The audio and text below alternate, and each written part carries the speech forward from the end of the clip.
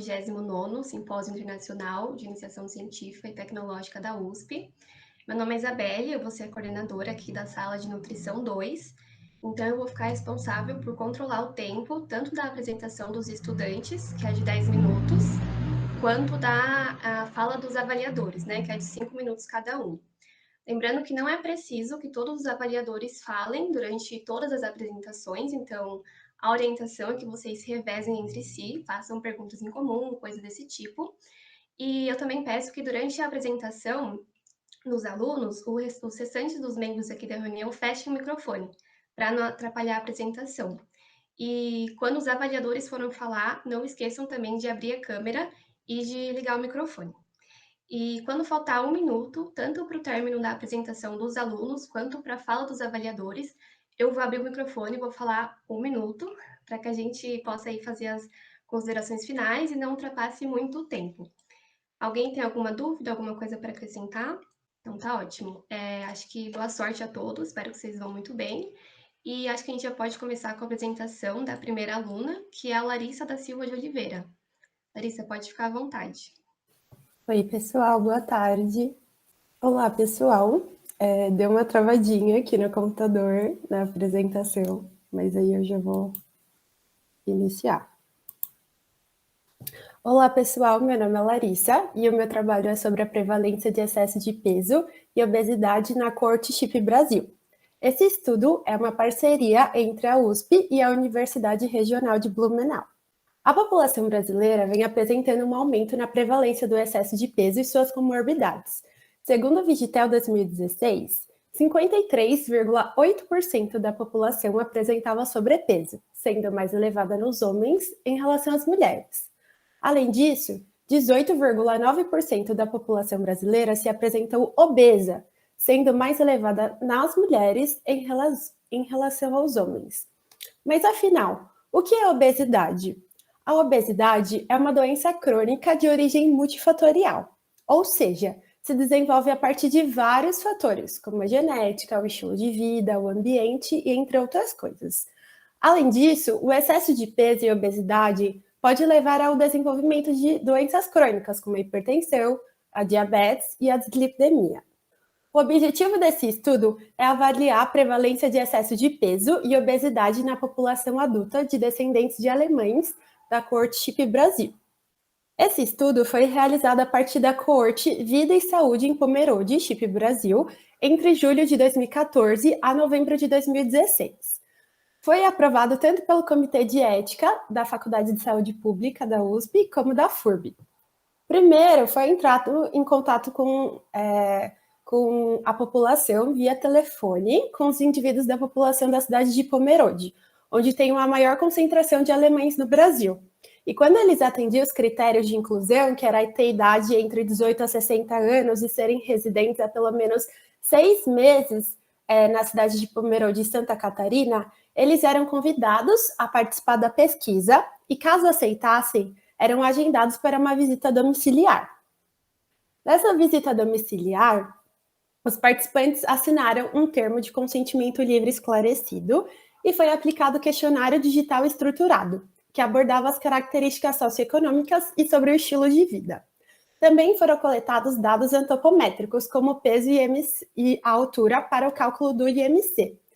Durante o estudo, para avaliar a composição corporal, foi realizado um teste de bioimpedância e para avaliar o nível de atividade física, foram utilizados aceleradores que ficaram com os participantes durante uma semana e não foram contabilizados os dados durante o sono e nem quando estava tomando banho ou embaixo d'água.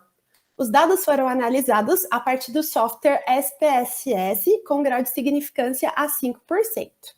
Para o IMC, foram utilizados as recomendações da OMS, da OPAS, e para a massa gorda, os valores normais de porcentagem de gordura corporal que foram considerados são de 15% a 25% para o sexo masculino e de 20% a 30% para o sexo feminino.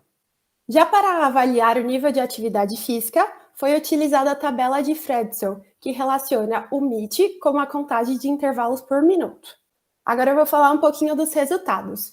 Foram analisados 2.486 pessoas e dentre elas, há uma maior porcentagem de mulheres do que de homens na população estudada de Pomerode, sendo que dentre as mulheres, 59% apresentavam idade entre 30 e 60 anos. Em relação aos hábitos de vida, 12% da população estudada relataram ser tabagistas e 7,4% relataram ter o consumo elevado de álcool. Ainda em relação aos hábitos de vida, 67% dos indivíduos declararam ter hábitos típicos da cultura alemã e 31% relataram não manter hábitos da cultura alemã. Dentre as doenças crônicas analisadas no estudo, apenas a dislipidemia apresentou uma diferença estatisticamente significativa entre os sexos, sendo mais prevalente no grupo do sexo feminino, apresentando 34,1% versus 28,6% nos homens. No primeiro gráfico, ao observar o índice de massa corporal, foi possível identificar que há uma maior porcentagem de pessoas com sobrepeso e obesidade na população estudada, sendo com sobrepeso 30,6% e 33,2% com obesidade. Na tabela 4, o IMC foi pouco maior no grupo do sexo feminino, porém ainda com uma diferença estatisticamente significativa. Resultados esses foram semelhantes ao da massa gorda, onde o grupo do sexo feminino também apresentou um percentual maior que o grupo do sexo masculino. Na tabela 5, há uma grande porcentagem de pessoas ativas na população, e quando comparados os sexos, sendo cerca de 71% dos indivíduos do sexo masculino foram classificados como sendo fisicamente ativos, contra 67,3% do sexo feminino. Entretanto, há uma maior quantidade de mulheres sedentárias, sendo 32,7% dentre as mulheres e 28,8% nos homens. Conclusão: há uma elevada prevalência de excesso de peso e obesidade na população dos descendentes dos alemães. O excesso de peso pode sim estar associado ao desenvolvimento de doenças, como a dislipidemia na população de Pomerode, e ao estratificar a população por sexo, foi possível associar o IMC e massa gorda ao sexo feminino, enquanto o sexo masculino apresentou um perfil maior de atividade física.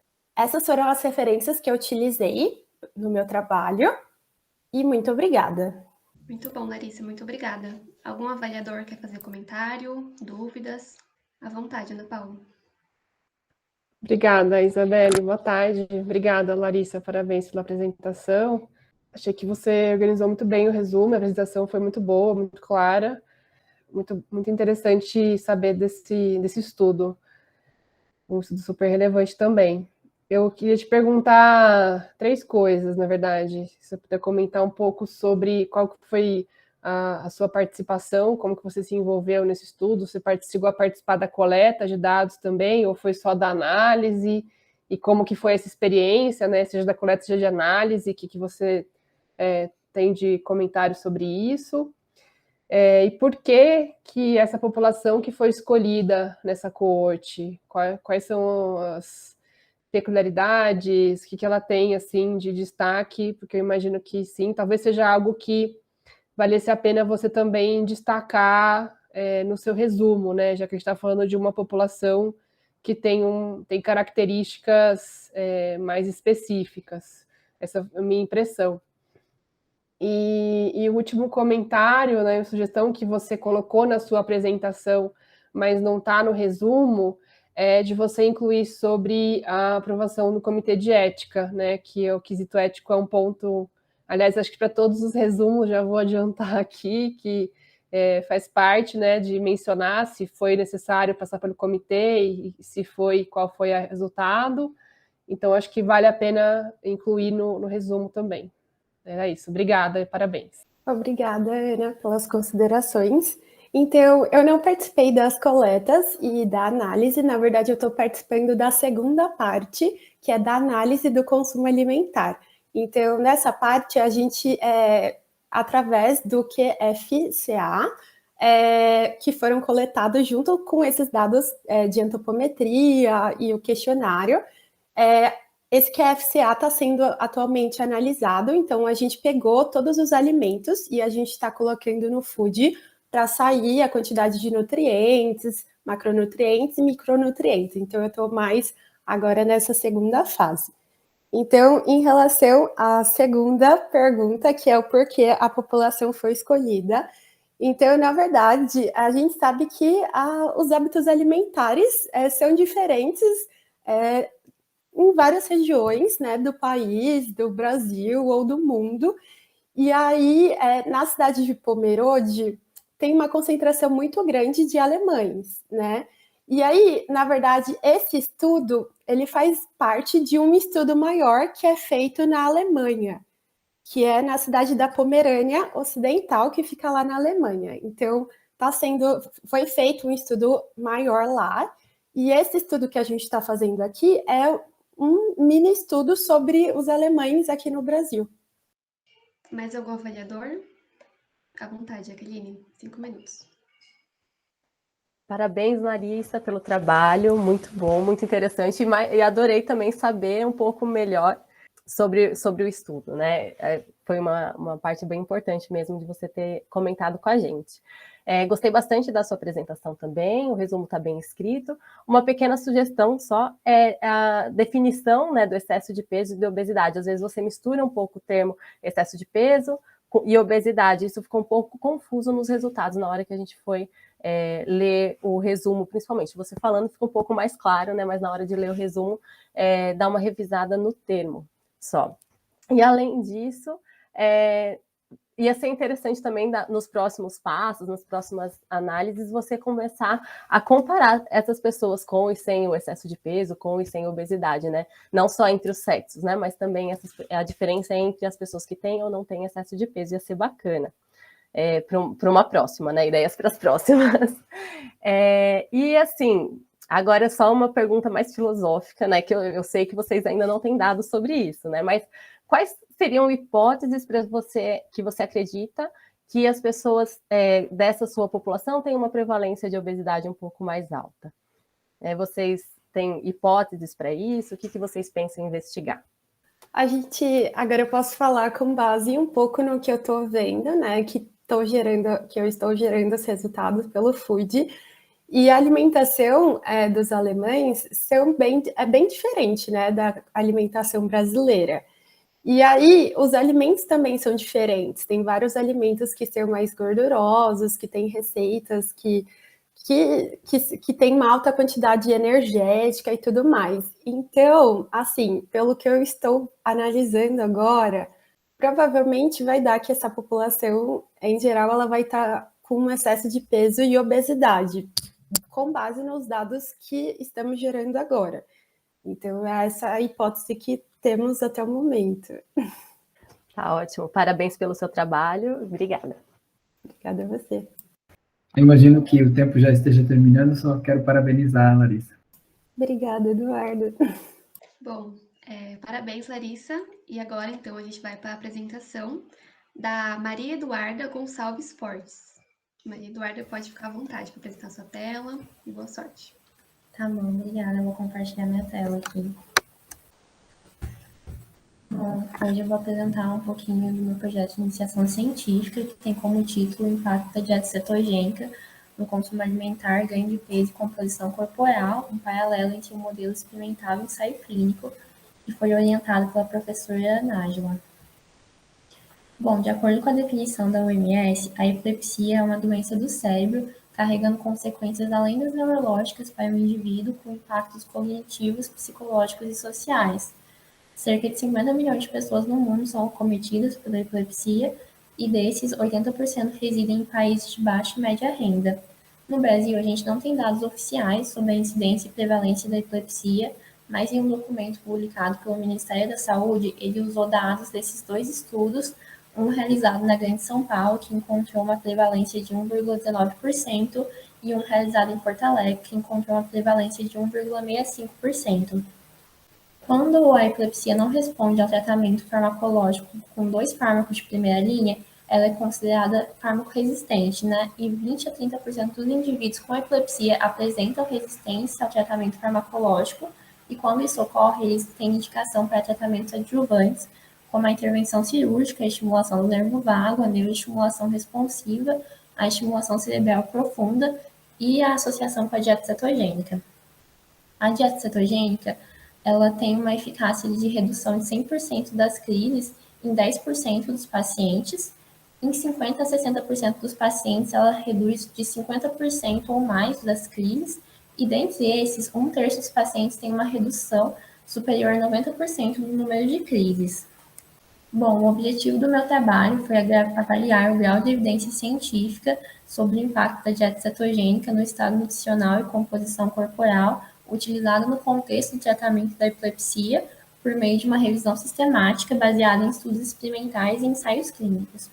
Bom, essa revisão sistemática, ela foi realizada essa busca pelos estudos em um período de 10 anos, de 2010 a 2020, utilizando-se as plataformas PubMed e periódicos CAPES.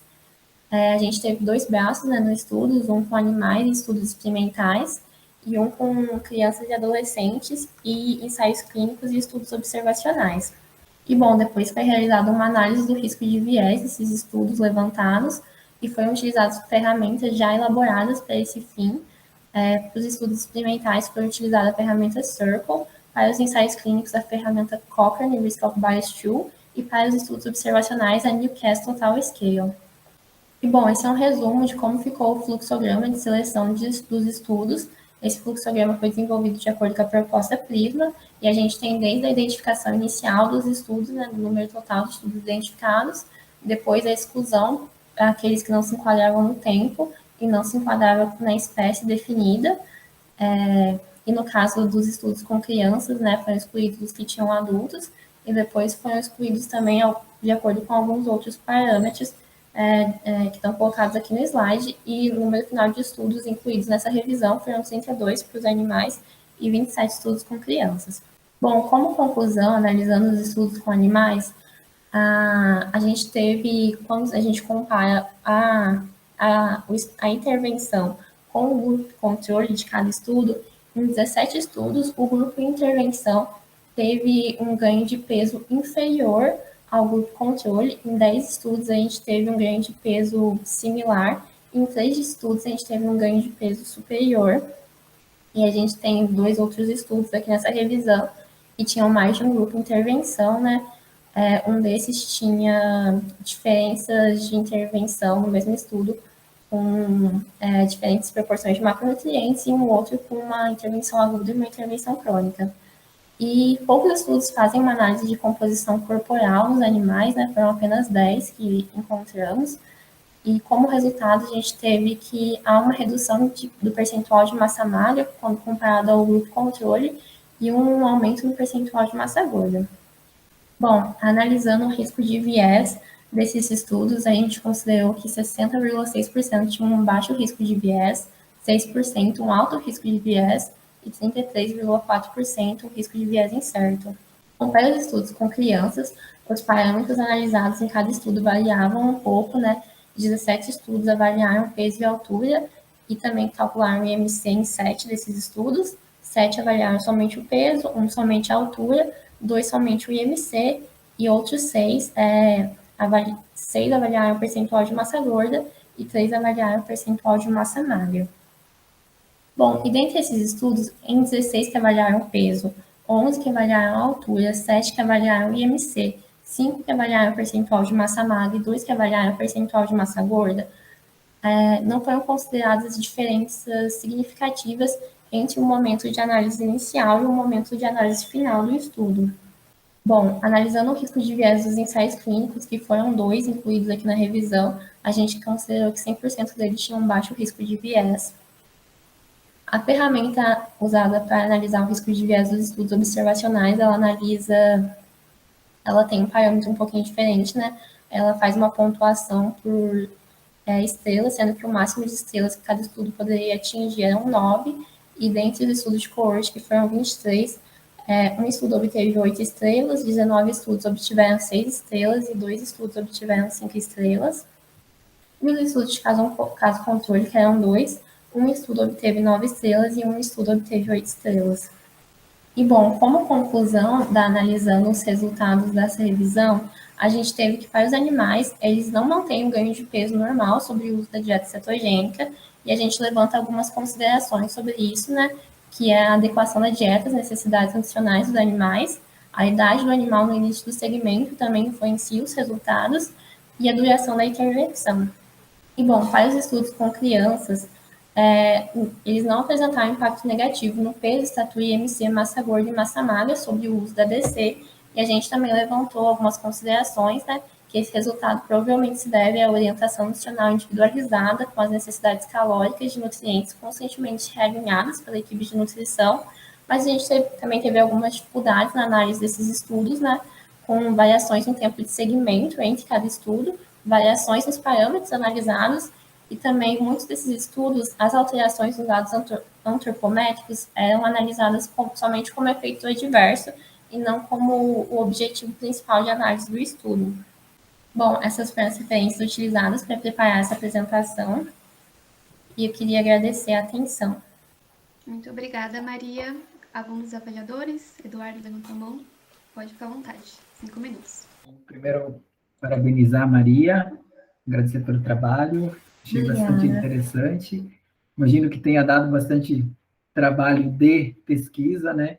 E eu achei o seu resumo muito bem escrito, você está de parabéns. Eu sugeriria alguns cuidados em trabalhos futuros, com relação a termo, por exemplo, o termo altura, a gente costuma utilizar a estatura dentro da antropometria, que geralmente é mais utilizado, e dentro das conclusões, quando você traz esses estudos observacionais, né, que foram a maioria dos estudos com humanos, essa atribuição de efeito que a gente, às vezes, fica na dúvida pensando no nível de evidência que a gente tem nesses estudos não controlados, né? E aí me chamou a atenção esses 2 ensaios clínicos que você pontua na revisão, e eu fiquei curioso sobre o desenho desse estudo. Essas crianças, pelo que eu entendi da sua busca na literatura, foram crianças que estavam com um diagnóstico de epilepsia e que foram, então, submetidos à intervenção com a dieta cetogênica, e nesse caso, esses estudos tinham um grupo controle. Esse grupo controle eram as crianças com epilepsia sem o tratamento, eram crianças sem o diagnóstico da epilepsia. Eu queria meio que entender como que funciona esse desenho desses estudos em específico. Eram crianças sem o diagnóstico de epilepsia, né? Eles fazem esse controle com uma população saudável. Entendi. Tá, ok. Eu quero agradecer novamente e deixar aberto para as meninas, se as meninas também tiverem alguma dúvida. Obrigada. Pode ficar à vontade, Jacqueline. Parabéns, Maria Eduarda, pelo seu trabalho, pela apresentação e pelo resumo, muito interessante. Tenho uma pergunta, eu queria saber como foi esse processo de fazer uma revisão sistemática, tão cheia de métodos, como foi que você fez os passo a passo aí, para você dividir um pouco com a gente sua experiência. E uma pequena sugestão é que no seu objetivo, você não deixa claro que o seu interesse é paciente pediátrico, né? São crianças, né? Depois que você mostra que você excluiu estudos que não incluíam só crianças, né? Então, seria interessante ter no seu objetivo isso já bem determinado logo de início, tá bom? E quero ouvir sua experiência, por favor. Bom, foi um processo um pouquinho trabalhoso, né? A demanda por fazer essa revisão sistemática, ela surgiu porque eu iniciei a minha iniciação científica e logo veio a pandemia de Covid-19 e os trabalhos presenciais, assim, da minha iniciação ficaram parados. Nesse meio tempo, a gente teve a ideia, junto com a minha orientadora, né, de levantar esses dados para entender um pouquinho mais da literatura sobre esse assunto, né? E como também essa parte experimental da minha iniciação teria esses 2 braços da parte clínica e da parte experimental com os animais, por isso que a revisão abraçou esses 2 lados também. Mas foi um processo trabalhoso, mas eu tive bastante apoio, assim, da minha orientadora, que ela também estava trabalhando com algumas outras revisões em alguns outros trabalhos, então ela conseguiu me auxiliar nesse processo. Mas como o tema veio bem junto ao que a gente já faria no nosso experimento, as ideias iniciais vieram daí. Muito legal, parabéns, obrigada. Obrigada. Eu queria só concordar com a Jaqueline sobre o objetivo, e, na verdade, eu também ia sugerir para você também modificar o título, na verdade, porque no título você não fala que já está estudando epilepsia também. E aí eu fiquei, mas epilepsia, onde apareceu? Daí que eu voltei e me chamou a atenção. Acho que você está de parabéns mesmo, muito bacana você ter conseguido contornar a situação da pandemia, se dedicar a um estudo que exige um trabalho metodológico grande, né? Então já é uma experiência aí que você adquiriu mesmo no trabalho à distância, e também acho que está excelente, muito bem apresentado, você tem muita propriedade para falar sobre ele.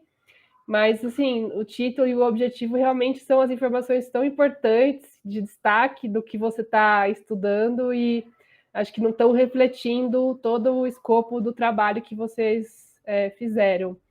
E a minha única pergunta era essa restrição para crianças é por conta do crescimento, mas será que isso também não pode ser observado? Uma dúvida de bem leiga, tá, nesse assunto, mas se essa perda de peso ou essa questão tradicional pode estar relacionada também com uma dieta cetogênica em casos de epilepsia em adultos também.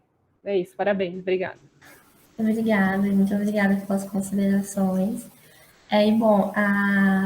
Essa restrição para o público pediátrico é porque eles são o principal público de tratamento com a dieta cetogênica. Eu acho que talvez faltou isso na minha introdução, mas a intenção de restringir esse público é exatamente por isso, deles serem o principal público-alvo de tratamento da dieta cetogênica. Então, para adultos com epilepsia não funciona, é isso, dieta cetogênica? Não é muito aplicado, tá, porque a maior parte dos diagnósticos de epilepsia ocorrem na infância e acaba sendo o principal público-alvo desse tratamento, mas para adultos é bem pouco aplicado e tem até poucos estudos da eficácia desse tratamento. Tá ok, então, gente. Muito obrigada, Maria Eduarda e os avaliadores pelas suas colaborações. E agora a gente vai para o trabalho da Ingrid Magues Carvalho de Almeida. Pode ficar à vontade, Ingrid. Boa sorte. Boa tarde, pessoal. Vou colocar, então, minha tela para apresentar aqui.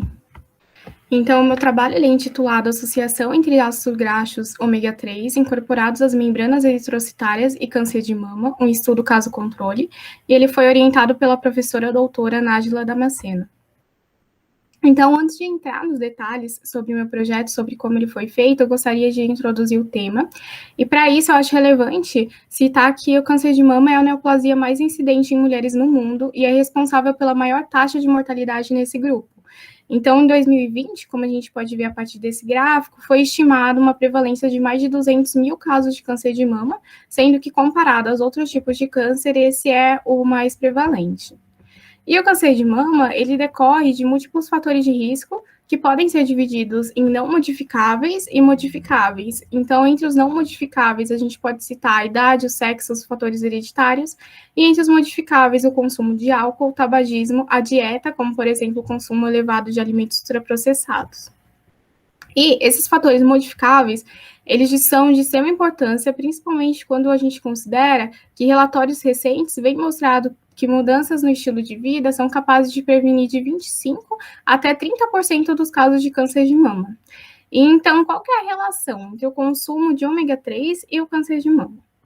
Bom, primeiro é preciso lembrar que os ácidos graxos poliinsaturados ômega 3 e ômega 6, eles não são sintetizados no organismo humano de forma eficiente, em quantidades suficientes, por isso eles devem ser obtidos através da alimentação. Então, por exemplo, o linoleico pode ser obtido através de óleos vegetais, o araquidônico através de ovos e carnes, o ALA através da linhaça, o EPA e o DHA a partir de peixes de águas frias. E esses ácidos graxos, eles são de extrema importância, principalmente porque eles participam da sinalização e expressão de proteínas, fluidez e manutenção estrutural das membranas celulares. E eles são metabolizados pelas mesmas enzimas, as desaturases e elongases. Por isso, há uma competição entre eles. E após serem metabolizados, então eles servem de substrato para COX e para LOX e geram diferentes metabólitos. Os metabólitos gerados a partir do ômega 6 possuem um caráter mais pró-inflamatório. Por outro lado, o ômega 3 gera resolvinas e protectinas, por exemplo, que estão associados à resolução da inflamação, e os eicosanoides, que possuem um caráter menos inflamatório, e, além disso, eles também têm um papel importante na oncogênese em processos como proliferação celular, adesão, migração, angiogênese e também permeabilidade vascular. Então, como eu disse, o ômega 3 está associado à diminuição da inflamação, e essa diminuição ela ocorre principalmente no indivíduo com obesidade. Então, aqui nesse esquema retirado de um artigo, a gente tem um tecido adiposo inflamado, e o ômega 3 agindo, então, na inibição do NF-κB, o que está associado, então, a essa inibição, à diminuição da expressão de genes que estão associados à proliferação celular, no aumento do PPAR-gama, o que promove efeitos antitumorais, e na ativação do AMPK, o que promove a atividade do P53.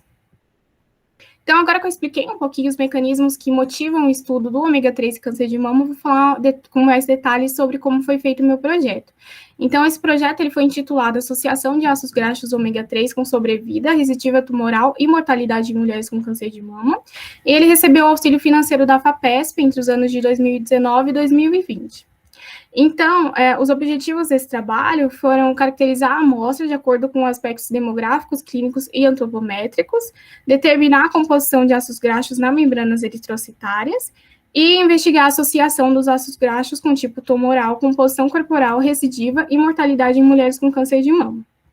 Para isso, foram utilizados dados primários coletados entre 2011 e 2012 no Hospital Geral de Fortaleza e foram incluídas no estudo 99 mulheres que possuíam lesão clínica suspeita para neoplasia de mama, que eram atendidas no ambulatório de mastologia, e 100 mulheres que eram atendidas para acompanhamento de rotina no ambulatório de ginecologia e obstetrícia. E foram coletados dados de perfil socioeconômico, história clínica, antropometria e realizada a coleta de sangue. Para a coleta de sangue, as mulheres permaneceram em jejum por um período de 12 horas e o sangue coletado ele foi armazenado em tubos com EDTA até a obtenção do plasma. Ao plasma foram adicionados inibidores de proteases. A determinação do perfil de ácidos graxos seguiu esse fluxograma que está sendo mostrado e consistiu nas etapas de lise, extração e esterificação de ácidos graxos, sendo que a última etapa consistiu na cromatografia gasosa. E esse método ele foi uma adaptação do método proposto por Mazod e colaboradores.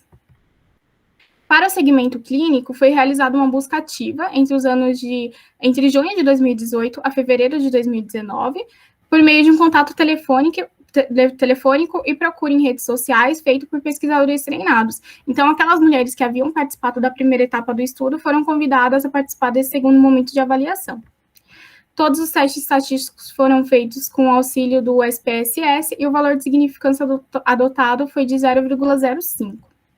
Então, para começar os resultados, eu gostaria de trazer essa tabela, que traz a caracterização das mulheres com câncer de mama e também do grupo controle, segundo as variáveis sociodemográficas e de estilo de vida. A partir desses resultados, foi possível observar que a maioria das mulheres elas eram casadas, pardas, tinham escolaridade baixa, renda inferior a um salário mínimo, eram não tabagistas e não consumiam álcool. Não foram encontradas diferenças significativas em relação a essas variáveis, exceto em relação à etnia.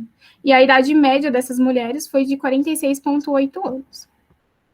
Em relação aos fatores endócrinos e de história reprodutiva, foi observado que 49,5% das mulheres pacientes com câncer de mama estavam na menopausa, enquanto que 58% das mulheres do grupo controle e também estavam na menopausa. Em relação à idade média de menopausa, foi encontrada uma diferença significativa, de maneira que as mulheres com câncer de mama apresentaram menopausa em idade significativamente mais tardia quando comparadas às mulheres do grupo controle, então 48,3 versus 45,6 anos. Em relação à idade média de menarca, não foram encontradas diferenças significativas entre os grupos, e foi encontrada uma idade média de 13,6 anos. E o que a literatura nos traz sobre essas variáveis é que os fatores que levam um maior tempo de exposição ao estrogênio estão associados a um maior risco de câncer de mama. Então, no caso, a história de menarca precoce, ou seja, antes dos 12 anos, e a menopausa tardia após 55 anos de idade.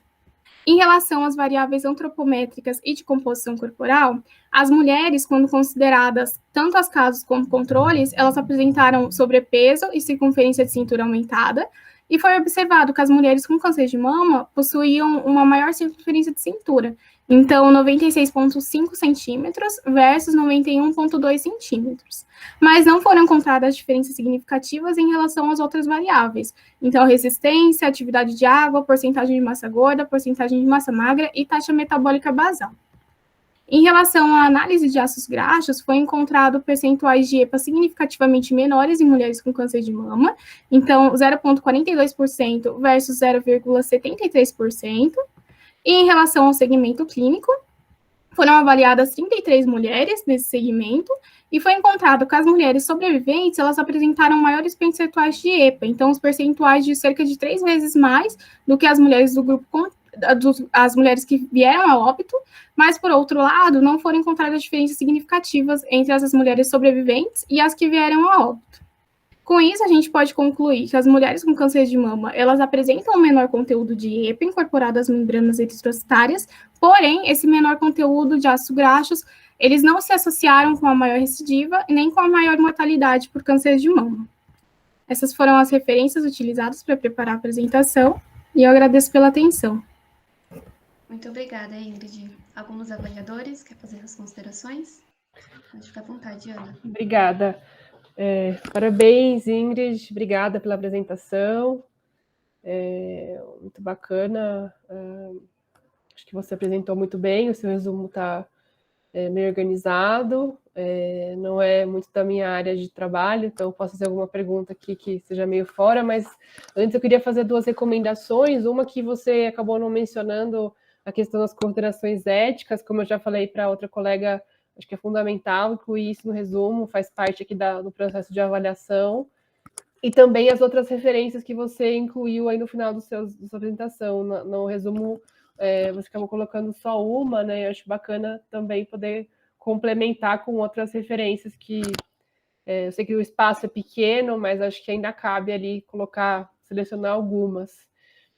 E o que eu ia perguntar para você era como que você vê esse resultado em relação a como ele pode se traduzir em relação a orientações em relação à alimentação para mulheres com câncer de mama. Assim, você vê alguma recomendação que possa ser referendada ou mais específica para esse público? Obrigada pelas considerações. Vou incluir a questão do comitê de ética, e realmente as referências eu acabei não incluindo, porque algumas delas eu utilizei mais para apresentação mesmo, não foram incluídas no meu resumo. E em relação à pergunta sobre as recomendações, de fato, o ômega 3, né, tanto para prevenção como para tratamento, ele vem sendo estudado já há um tempo, e eu acredito que hoje não exista nenhuma recomendação, né, não se possa afirmar que há uma recomendação, porque não existem estudos suficientes, então não existem evidências ainda suficientes, né, então até aqui, como a gente apresentou, né, essas mulheres, elas tiveram um percentual de EPA elevado, mas não foi significativo, então eu acredito que no futuro a gente possa utilizar essa recomendação e usar isso de uma forma mais abrangente, mas eu acredito que hoje ainda não, embora a gente tenha que considerar, né, que o consumo do ômega 3, então, ele está incorporado a alimentos que fazem parte de um padrão alimentar um pouco mais saudável. Então, eu acredito que quando a gente faça a recomendação de um padrão que priorize mais alimentos in natura, que não consuma tanta carne vermelha, que tem um percentual de araquidônico maior, então, acho que faz parte sim, mas não diretamente como uma recomendação. Pode ficar à vontade. Eduardo, acho que levantou primeiro a mão, né? Já que se você quiser falar, fique à vontade. Por favor, pode falar primeiro, depois eu falo, não tem problema. Okay. Parabéns, Ingrid. Eu gostei bastante do seu trabalho. No resumo, eu vi que você trouxe na apresentação com clareza maior a questão de um objetivo, que eu fiquei na dúvida que parecia incluir aí a avaliação de determinantes dessa incorporação dos ácidos graxos. Então, você cita características sociodemográficas, clínicas, antropométricas que você iria relacionar, me deu a impressão, e que daí eu senti falta no resumo, e chamar atenção a isso para ter esse cuidado de alinhar o objetivo com os resultados e a conclusão que você está apresentando. E uma recomendação de citar o número, né, de indivíduos que você está comparando, fazer, por exemplo, com esses testes que você compara, para a gente ter uma clareza em relação a essas diferenças que, como você mostra em valores numéricos, entre as que estão com as sobreviventes em relação às que vieram ao óbito, tem uma diferença numérica grande, mas o poder, né, acho que por conta do poder, acabou ficando sem significância estatística. Então, para o leitor ter maior clareza, indicar o N, né, de cada grupo no resumo. Também concordar com a professora Ana em relação à questão ética, e uma pergunta seria nesse sentido: esse segmento que foi feito depois de 10 anos, mais ou menos, aí, você comenta que foi buscado em rede social, por contato telefônico, essas mulheres que já tinham sido acompanhadas no hospital em 2012, e você cita essas 33, eu fiquei na dúvida se esse estudo continua, se ainda vai ter uma possibilidade de recuperar mais desse tamanho amostral, ou se eles já são um trabalho finalizado, e vi como que foi feita essa abordagem das mulheres, como que, né, a questão ética de você entrar em contato com elas, se foi um trabalho que você ajudou, como que foi esse processo de seguimento? Então, em relação ao número, né, dessas mulheres que foram avaliadas, esse é um processo que ainda está sendo feito um resgate, né? Esse número de 33 a gente chegou, então, após as recusas, então, a perda de segmento, alguns segmentos não foram continuados por questão das mulheres recusarem mesmo, então, pode ser que tenha uma inclusão de algumas mulheres ainda. E em relação a esse segmento, como foi o processo foi feito por outros pesquisadores, então foram pesquisadores treinados naquele tempo de 2018, que eu citei na apresentação, e por enquanto é esse número que a gente tem, mas acredito que sim, considerando o número de recusa e da perda de segmento, pode ser que sejam incluídas outras mulheres. Jaqueline, quer falar agora? Obrigada. Parabéns, Ingrid, pelo seu trabalho, super interessante, o tema bem bacana. Você apresentou muito bem, você fala muito bem, estruturou muito bem sua apresentação, né? Colocou um contexto lá para a gente, foi muito interessante a forma que você delineou a sua apresentação.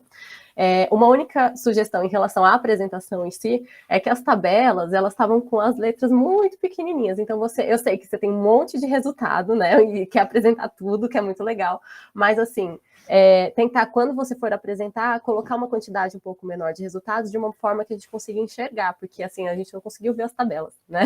Não deu para ver mesmo. Mas isso para as próximas apresentações, tá? Mas foi muito boa, sim.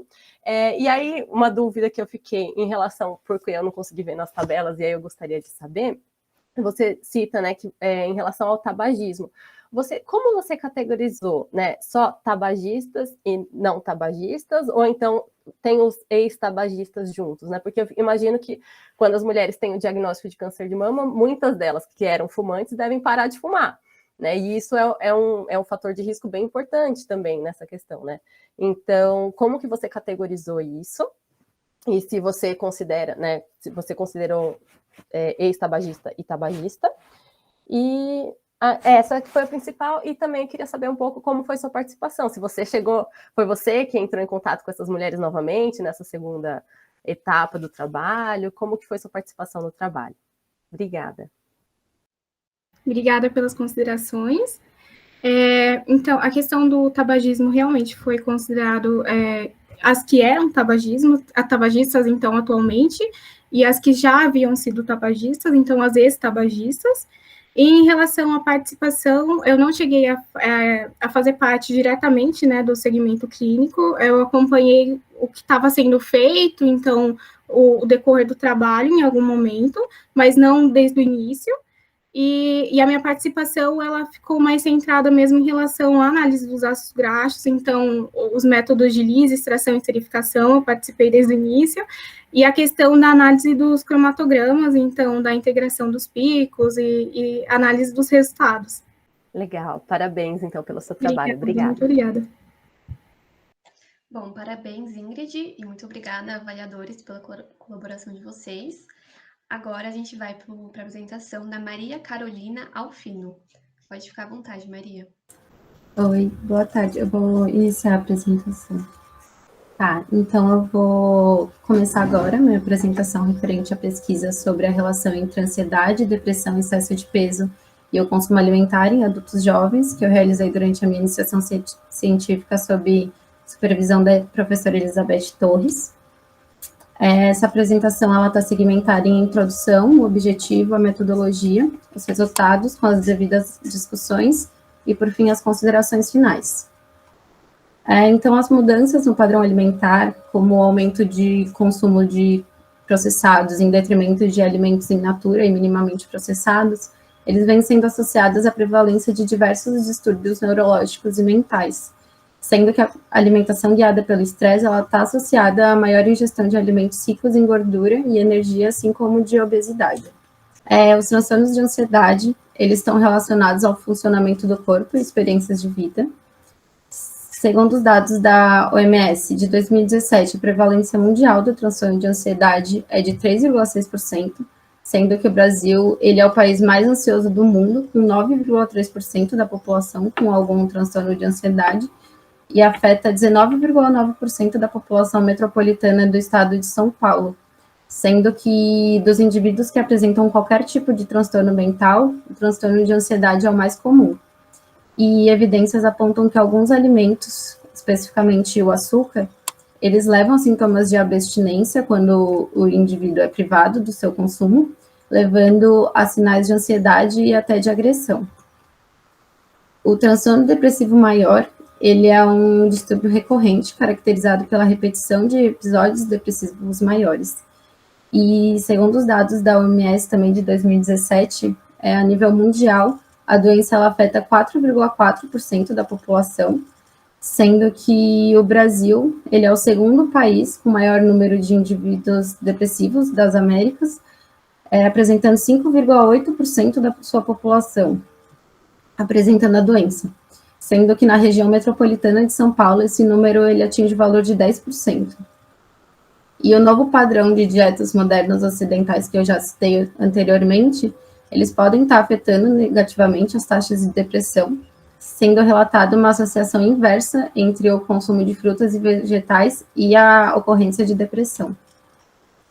Quanto à relação entre excesso de peso e humor, há evidências em estudos anteriores sobre a maior incidência de excesso de peso na população psiquiátrica, principalmente em esquizofrênicos e depressivos, quando a gente compara a população sem transtornos psiquiátricos. Além de que a prática de atividade física em níveis insuficientes, ela está associada a uma maior ocorrência de depressão e ansiedade, e também já foi constatada a associação entre nível de atividade física e qualidade do consumo alimentar. Então, com isso, a gente pode pensar em uma correlação em que indivíduos que estão se exercitando menos, eles estão se alimentando com menos alimentos in natura e possivelmente apresentando uma maior incidência de transtornos psiquiátricos. O objetivo, então, desse trabalho foi analisar a relação entre o consumo alimentar de adultos jovens e a ocorrência de sintomas de ansiedade, depressão e de excesso de peso.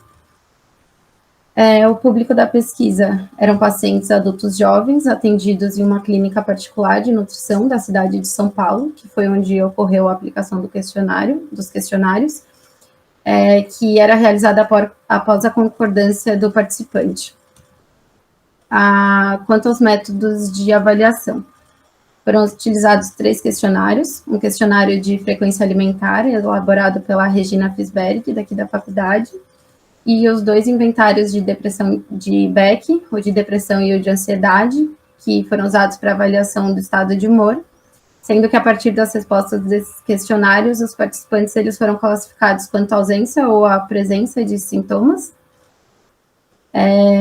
Para análise e tratamento desses dados, foi utilizado o software SPSS, a versão 17, utilizando média e desvio padrão, com nível de significância menor ou igual a 5%.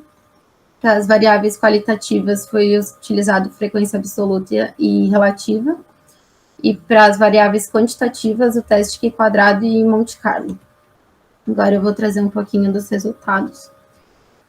Quanto à associação do consumo alimentar e o estado de humor, não foram apresentadas diferenças estatisticamente significativas entre o consumo dos diferentes grupos alimentares e a ausência ou presença de sintomas de ansiedade e depressão, mas a maioria dos indivíduos apresentaram ausência de sintomas ansiosos e depressivos, e o grupo com maior frequência de consumo foram de verduras e legumes, e com menor frequência foram de sopas e massas.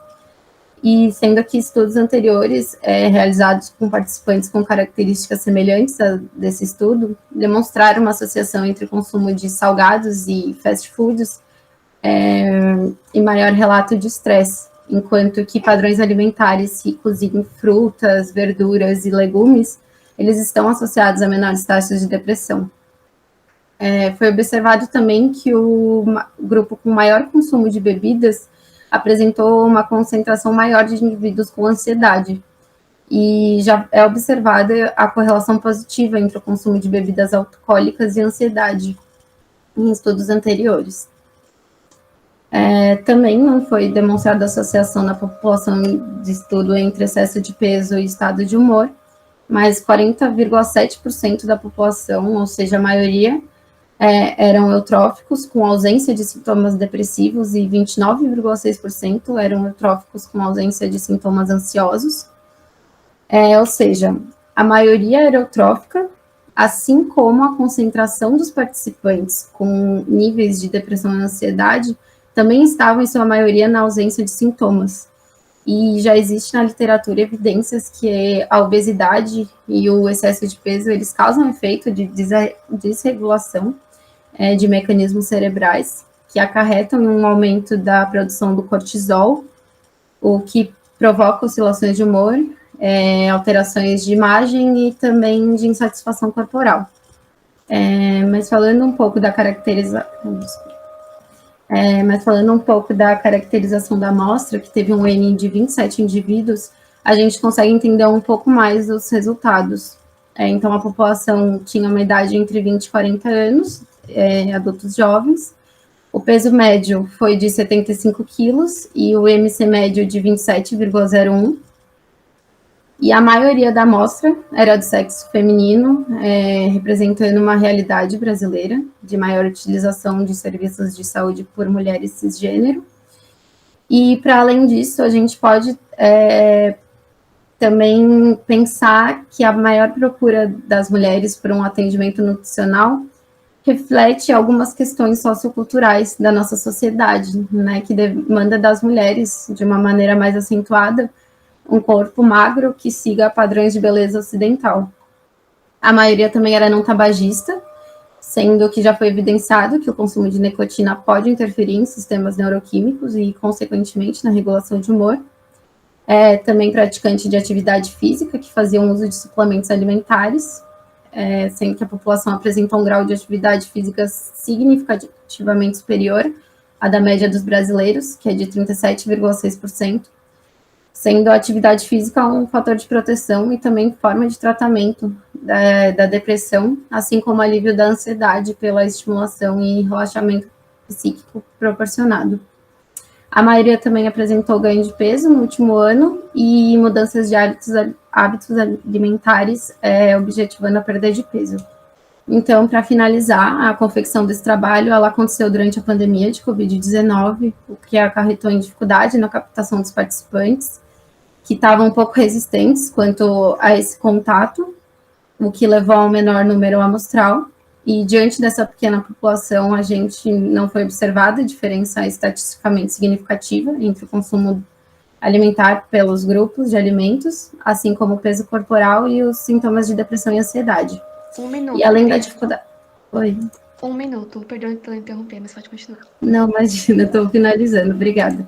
Desculpa. E além disso, além da dificuldade da captação, a gente também se deparou com a necessidade de mudança do local de estudo, que primeiramente seria realizado na FSP, então a gente teve que passar de novo pelo Comitê de Ética. Além disso, a população ela era um tanto quanto homogênea em relação à classe social, cor, renda e estilo de vida de modo geral, pensando que o estudo ele foi realizado em uma clínica de nutrição particular que era localizada num bairro nobre, na zona oeste de São Paulo, sendo que alguns determinantes que estão relacionados à alta prevalência de transtornos mentais incluem o desemprego, condições precárias de moradia e dificuldade no acesso de bens de consumo. Porém, cabe destacar a importância da realização de estudos que se aprofundem mais nos fenômenos psicológicos envolvidos no consumo alimentar e vice-versa, para que estratégias nutricionais adequadas possam ser desenvolvidas no combate de desordens cognitivas e psiquiátricas. Obrigada. Muito obrigada. Avaliadores, vocês têm suas colocações? Pode ficar à vontade, Ana Paula. Oi, parabéns, Maria Carolina, pelo trabalho. Obrigada pela apresentação. Bom, foi a primeira vez que a gente teve contato mais com os resultados, né? Porque eu não sei se teve algum problema no sistema, mas a gente não conseguiu ver as suas tabelas no resumo. Você mencionou as tabelas, mas elas não apareceram. Então, acho que essa seria a recomendação principal, é que você consiga fazer uma revisão grande aí para poder incluir os resultados no seu resumo, que eles não apareceram. Não sei qual foi o problema. Mas acho que, diante dos desafios, aí, inclusive do momento de pandemia, acho que bom que você conseguiu, né, desenvolver. Eu entendi que foi feito nesse último ano, né, a pesquisa. Acho que vale a pena você destacar aqui, né, quando que essas entrevistas foram realizadas e sugerir para você que acho que a primeira informação de destaque é a caracterização da sua amostra. Eu já estava anotando aqui. Daí você trouxe no final. Olha, que bom que ela já trouxe, mas acho que isso é algo que seria importante trazer para começar a apresentar os resultados, porque isso já antecipa e explica o que vem a seguir dos outros resultados que você fez.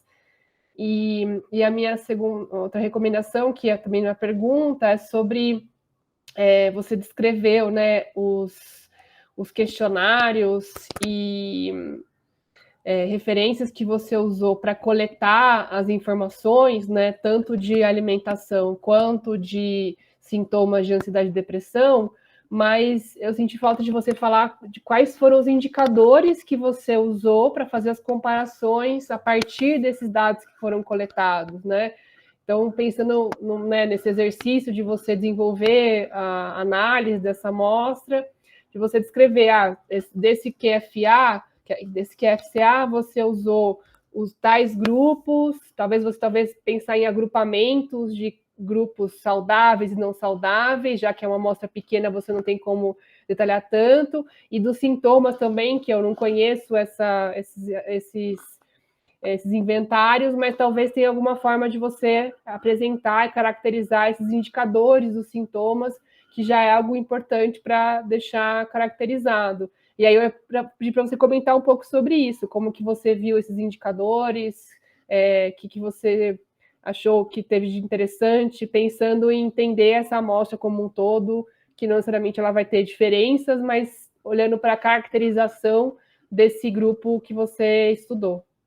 É isso. Então, obrigada pelas considerações, mas primeiramente da caracterização da amostra. Eu decidi deixar ela depois porque eu achei melhor primeiro trazer que não foram achadas as diferenças estatisticamente significativas e depois apresentar o porquê caracterizando a amostra. Porque se eu trouxesse esses dados antes, traria antes os resultados de não associação. Deu para entender? Sim, mas eu acho que, pensando na lógica de construção da argumentação, fica estranho você apresentar isso. Eu entendo que você não queria antecipar a explicação, mas isso faz parte de entender quando você apresenta direto a associação, o pesquisador vai falar, mas como assim? Que amostra era essa? Essa é a pergunta que vem primeiro. Tá bom, obrigada pelo esclarecimento. E quanto aos agrupamentos, as caracterizações foram feitas de maneira... os grupos que, por exemplo, eram ricos em carboidratos, ricos em produtos ultraprocessados, ricos em gordura, eles foram caracterizados, eles foram colocados como... Espera só um minuto. Você pode repetir a pergunta, por favor? que eu me perdi um pouco. Claro, desculpa. Não, eu queria saber como que você agrupou, quais foram os grupos mesmo de comparação. Você comparou grupos de alimentos diferentes, sintomas de ansiedade diferentes, sintomas de depressão é o conjunto, ansiedade sim ou não, depressão sim ou não, enfim. Como que foi essa caracterização? Ah, sim, entendi. O questionário, ele agrupa os alimentos em diferentes grupos. Então, por exemplo, de massa, de sopas e massas, de frutas e legumes. Então, a gente agrupou eles segundo os grupos que já estavam no questionário. E a gente relacionou com a ausência ou presença de sintomas depressivos. Porque, na verdade, os inventários de ansiedade de Beck, eles classificam em nível de ansiedade e de depressão.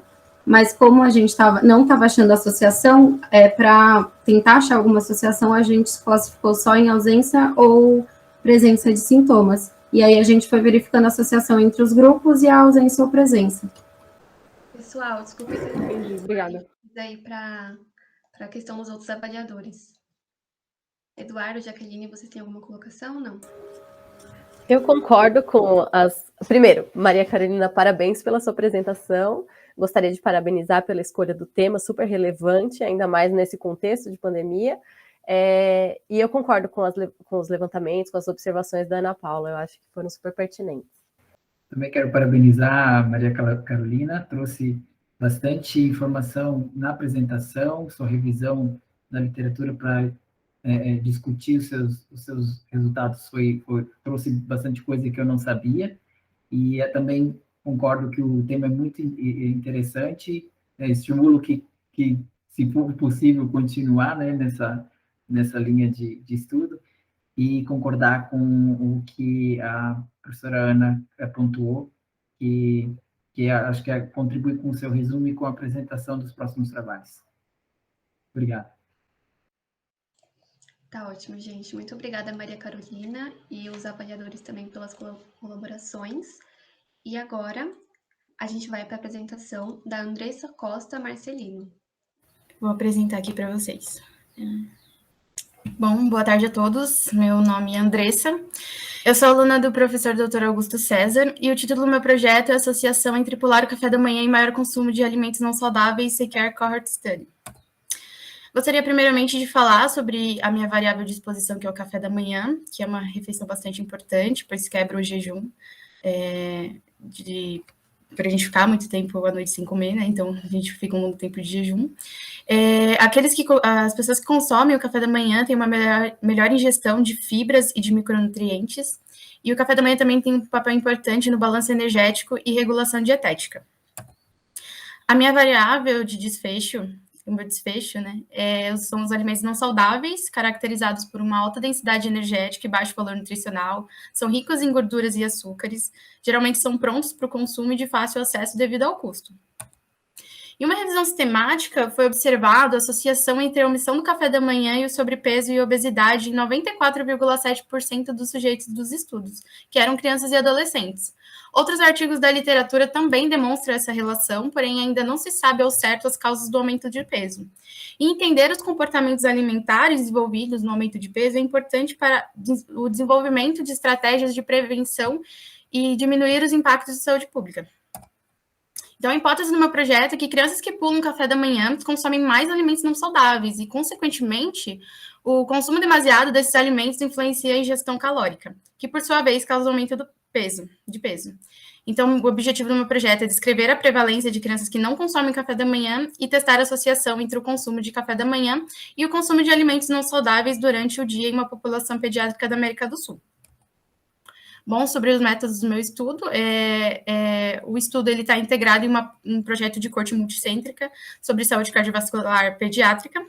Então, meu estudo é um recorte dessa corte, ele é um estudo transversal, onde eu uso os dados do baseline. A população são pré-escolares e estudantes do ensino fundamental com idades entre 5 e 7 anos, de escolas públicas e privadas. A princípio, as coletas de dados elas seriam nas seguintes cidades: Teresina, Medellín, Buenos Aires, Lima e Copiapó. Porém, devido à pandemia do Covid-19, as coletas foram paralisadas desde março de 2020. E foi justamente quando essas cidades iriam iniciar as coletas. Mas como São Paulo e Fortaleza já tinham iniciado em agosto de 2019, eu somente tenho esses dados para analisar, para fazer análise. Como critério de inclusão, as crianças precisavam ter o termo de consentimento livre esclarecido assinado pelos pais ou responsáveis, e como critério de exclusão, a incapacidade dos pais em responder os questionários, ou não preenchimento completo do questionário de frequência alimentar. Bom, no trabalho de campo, são feitas 4 visitas às escolas. A primeira visita, nós explicamos o projeto, entregamos os termos para serem assinados pelos pais. A segunda visita, nós entregamos os questionários. A terceira visita, nós recebemos os questionários, tem aí uma diferença de uma semana para ser preenchido. E a quarta visita tem a entrega dos resultados e os relatórios para as crianças. O preenchimento dos questionários são feitos pelos pais. E é válido lembrar também que os questionários do estudo do SEICARE, eles foram previamente desenvolvidos e testados quanto à sua confiabilidade e validação, que eles mensuram também fatores demográficos e fatores socioeconômicos. Bom, o questionário de frequência alimentar, que é a ferramenta que eu uso, ele tem como meta mensurar o consumo alimentar dos últimos 3 meses. Ele é composto por 11 itens alimentares, e para analisar a frequência dos alimentos, a gente adotou uma proposta de Willett em uma escala de Likert com 9 respostas, como dá para ver aqui na imagem acima à direita. E também, junto com o questionário, vai um álbum de fotos para auxiliar os pais na questão das porções dos alimentos, porque às vezes não sabe exatamente quanto é uma porção. Sobre minhas variáveis, a exposição no café da manhã, que foi classificada em 4 grupos, então aqueles que não consomem, aqueles que consomem de 1 a 2 dias na semana, aqueles que consomem de 3 a 5 dias na semana, e aqueles que eu titulei como consumidores, mas estão como 6 a 7 dias na semana.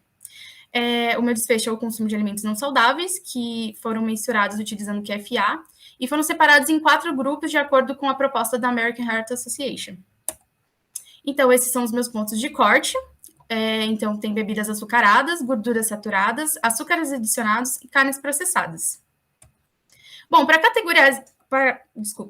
categorizar esses grupos, eu busquei os valores de açúcares adicionados e gorduras saturadas de cada alimento do respectivo grupo.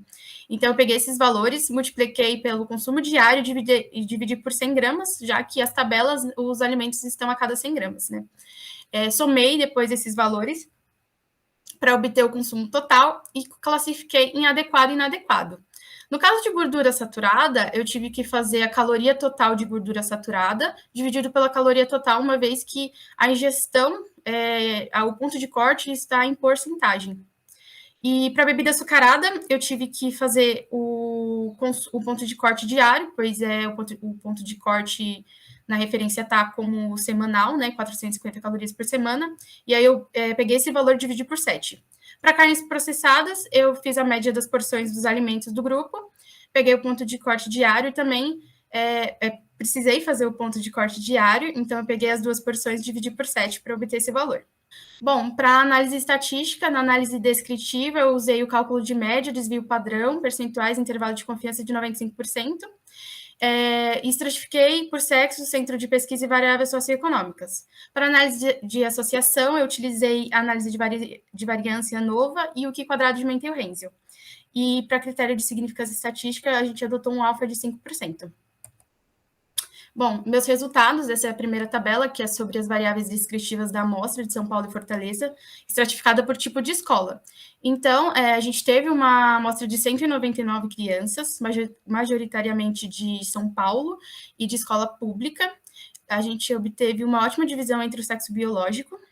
E em relação à prevalência, 60% da amostra consome o café da manhã, 24% 6,8% consome de 3 a 5 dias na semana, 9% consome de 1 a 2 dias na semana e 6,2% são aqueles que pulam café da manhã. Bom, essa tabela é sobre o consumo por grupo de alimento em calorias estratificado por categoria de café da manhã, que é a minha exposição e meu desfecho. Para fazer essa tabela, eu ajustei os dados para plausibilidade biológica, ou seja, só estão incluídas as crianças que consumiram acima de 500 calorias e abaixo de 4.000. E nenhum dos grupos apresentaram significância estatística, ou seja, não há diferença entre os grupos.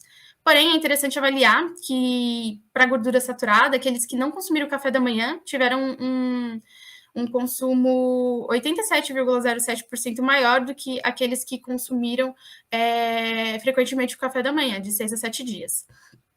No caso também daqueles que não consumiram ou aqueles que consumiram somente de 1 a 2 vezes na semana, tiveram também uma mediana maior de valor de calorias provenientes de açúcar adicionados.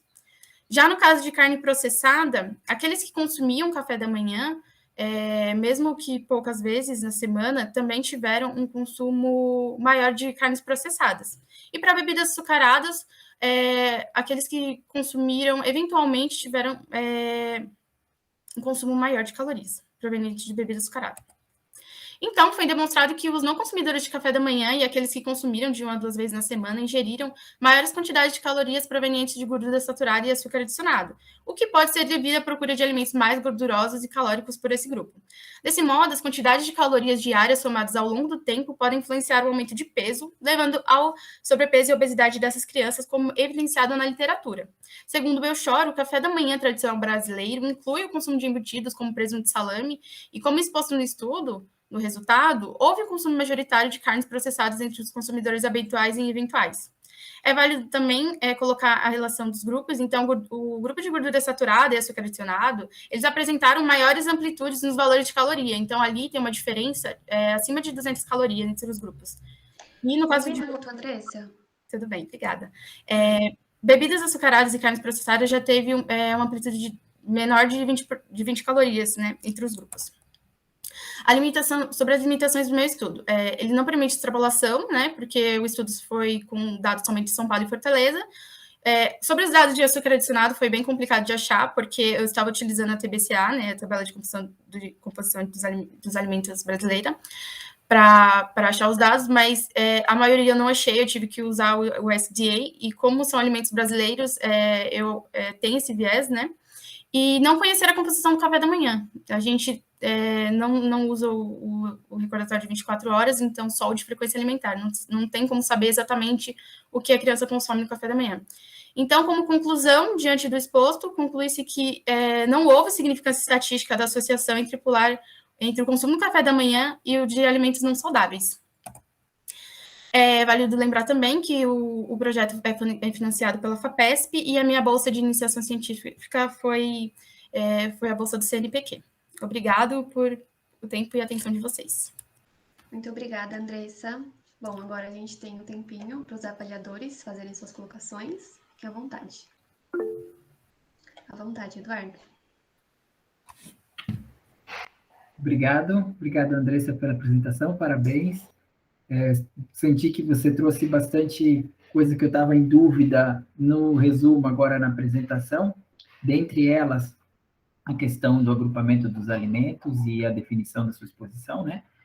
E gostei bastante da estratégia que você usou, né, para conseguir chegar a esses dados do American Heart Association.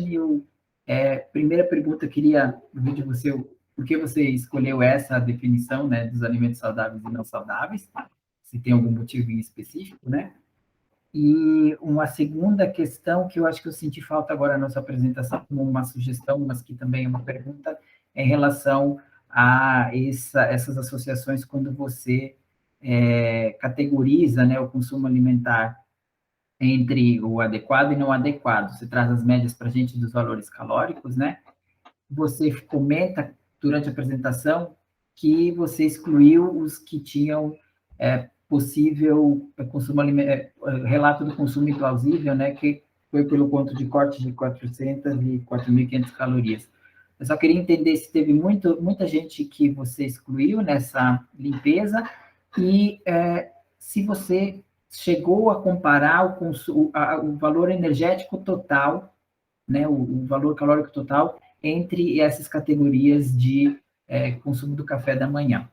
Então, basicamente, duas perguntinhas que são relativas à escolha do método e a questão da energia aí nas suas comparações. Bom, obrigada pelas considerações. Então, essas referências da American Heart Association eu utilizei porque, como o escopo do projeto é a saúde cardiovascular pediátrica, então foi onde eu pude encontrar essas referências, né? E, assim, eu categorizei, eu não coloquei aqui nos resultados, não teve muitas crianças que saíram da adequação. Eu apresentei essa tabela porque eu julguei mais interessante, porque como os dados do desfecho estão contínuos, mesmo estando adequado, a gente pode observar uma diferença ali. Então, eu achei isso mais interessante do que trazer porque a maioria estava adequado. Então, isso foi bom. Que mais?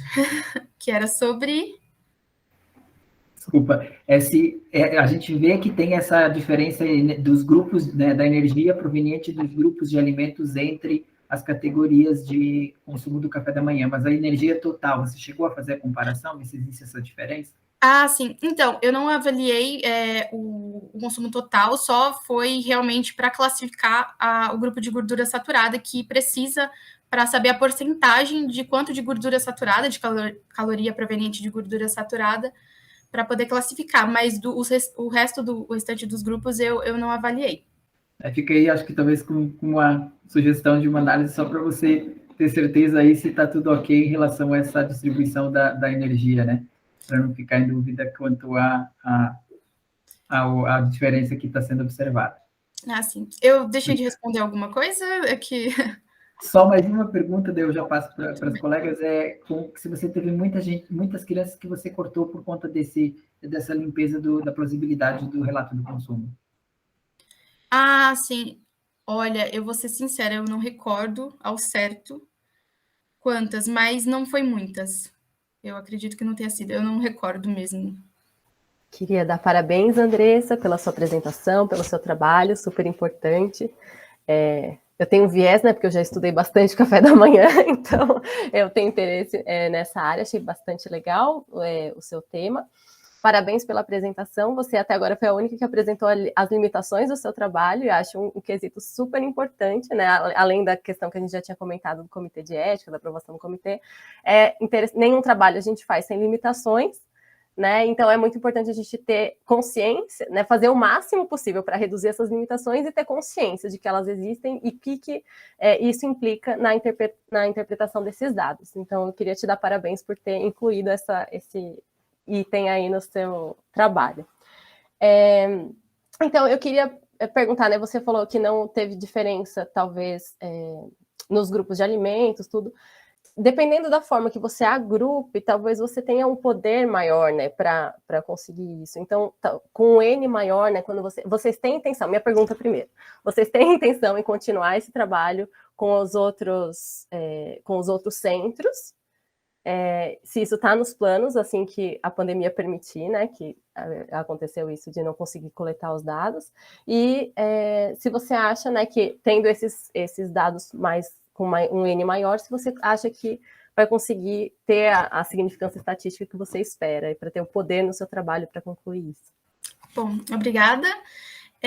Então, a gente, na verdade, em São Paulo, nós voltamos às coletas, a gente já coletou uma escola, amanhã tem uma nova escola para a gente coletar, estamos voltando aí ao trabalho de campo.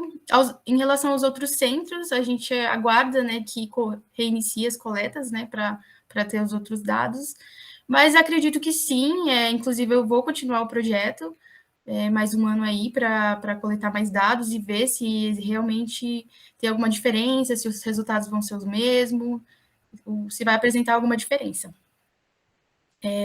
Eu não tenho uma memória muito boa, então se tiver outra pergunta, pode me lembrar. Não, é basicamente isso. Parabéns pelo seu trabalho. Obrigada. Obrigada. Oi, Andressa, parabéns. Também gostei muito do estudo, você apresentou muito bem. está dominando aí a metodologia e a forma como você fez a análise dos dados. E concordo com os comentários também do Eduardo e da Jaqueline. O que eu ia perguntar para você era mais uma pergunta ampla sobre esse hábito de pular café da manhã. Até onde eu também eu não estudo muito isso, mas eu vejo que ele é mais comum entre adolescentes, né? E você está falando aqui de uma amostra de crianças de 5 a 7 anos. E eu fiquei pensando será que talvez nesse grupo, nessa faixa etária, o quanto realmente, você está mostrando aí que realmente a maioria consome café da manhã, né? O percentual de crianças dessa faixa etária que pulam o café da manhã é pequeno, né? Então, talvez você poderia explorar esses dados aí também a partir de outros hábitos que possam retratar e caracterizar o consumo alimentar e a relação dele com os pontos de corte da American Heart Association. Acho que é só essa reflexão e se você chegou a pensar sobre isso. Bom, muito obrigada. Então, eu, na verdade, estava pensando, sabe, de uma forma de tentar explorar mais o tema. Eu acho que eu me senti um pouco limitada nessa questão. Seria bastante interessante, sim, explorar a questão dos adolescentes, mas o meu estudo é só com essa faixa etária mesmo, mas talvez aí tenha uma boa diferença nos resultados. É uma boa reflexão. Bom, então, muito obrigada, Andressa, pela apresentação, parabéns. E muito obrigado para a Jaqueline, a Ana e o Eduardo pelas colocações. E agora a gente vai para a apresentação da Karina Augusta Aparecida. Pode ficar à vontade, Karina. Obrigada, Isabelle. Imagina. Oi, gente, boa tarde. Vou colocar aqui a minha tela. Então, boa tarde, meu nome é Karina. Eu vou apresentar a minha iniciação científica intitulada de Fatores Associados ao Consumo de Ultraprocessado pelos Brasileiros, que foi feita sob orientação da professora Maria Laura e com a colaboração da Gabriela Lopes da Cruz. Bom, eu acho importante a gente começar introduzindo um pouco, falando que os ultraprocessados são aí formulações industriais prontas para o consumo ou não, né? E que por trás deles utilizam aí ingredientes que provêm da produção de alto rendimento, né? Ou seja, geralmente são monoculturas que acabam por produzir aí açúcar, amidos e óleos. E acabam lançando aí esses produtos que têm aí por padrão serem ricos em açúcar, gordura e sódio e muitas vezes pobres em fibras, proteínas e micronutrientes. Eles também possuem aí essa característica de ter um sabor e um aroma super intenso e tem embalagens e um marketing extremamente sedutor por trás que acaba estimulando o consumo, né? E já é bastante evidente, já tem bastante pesquisa aí na área, em que associa o consumo desses ultraprocessados com o desenvolvimento aí de obesidade, de doenças crônicas não transmissíveis, como até mesmo a gente já viu nas outras apresentações, né? Por exemplo, o desenvolvimento de câncer, hipertensão, doenças mentais. E algo que eu acho interessante a gente ressaltar, que muitas vezes acaba ficando de lado, não se fala muito, são sobre os danos ambientais que causam, né, todas as etapas de produção desses ultraprocessados, contribuindo aí para a emissão dos gases de efeito estufa, intensificando o desmatamento e também contribuindo para a degradação do solo. E aí gerando então esses danos ambientais sem precedentes, né. Então a recente disponibilidade dos inquéritos de consumo alimentar individual da população brasileira de uma amostra representativa, né, nos permitiu então fazer essa estimativa da distribuição do consumo dos ultraprocessados no Brasil. O objetivo então do nosso estudo foi de avaliar os fatores socioeconômicos e demográficos que estão associados ao consumo dos ultraprocessados aqui no Brasil.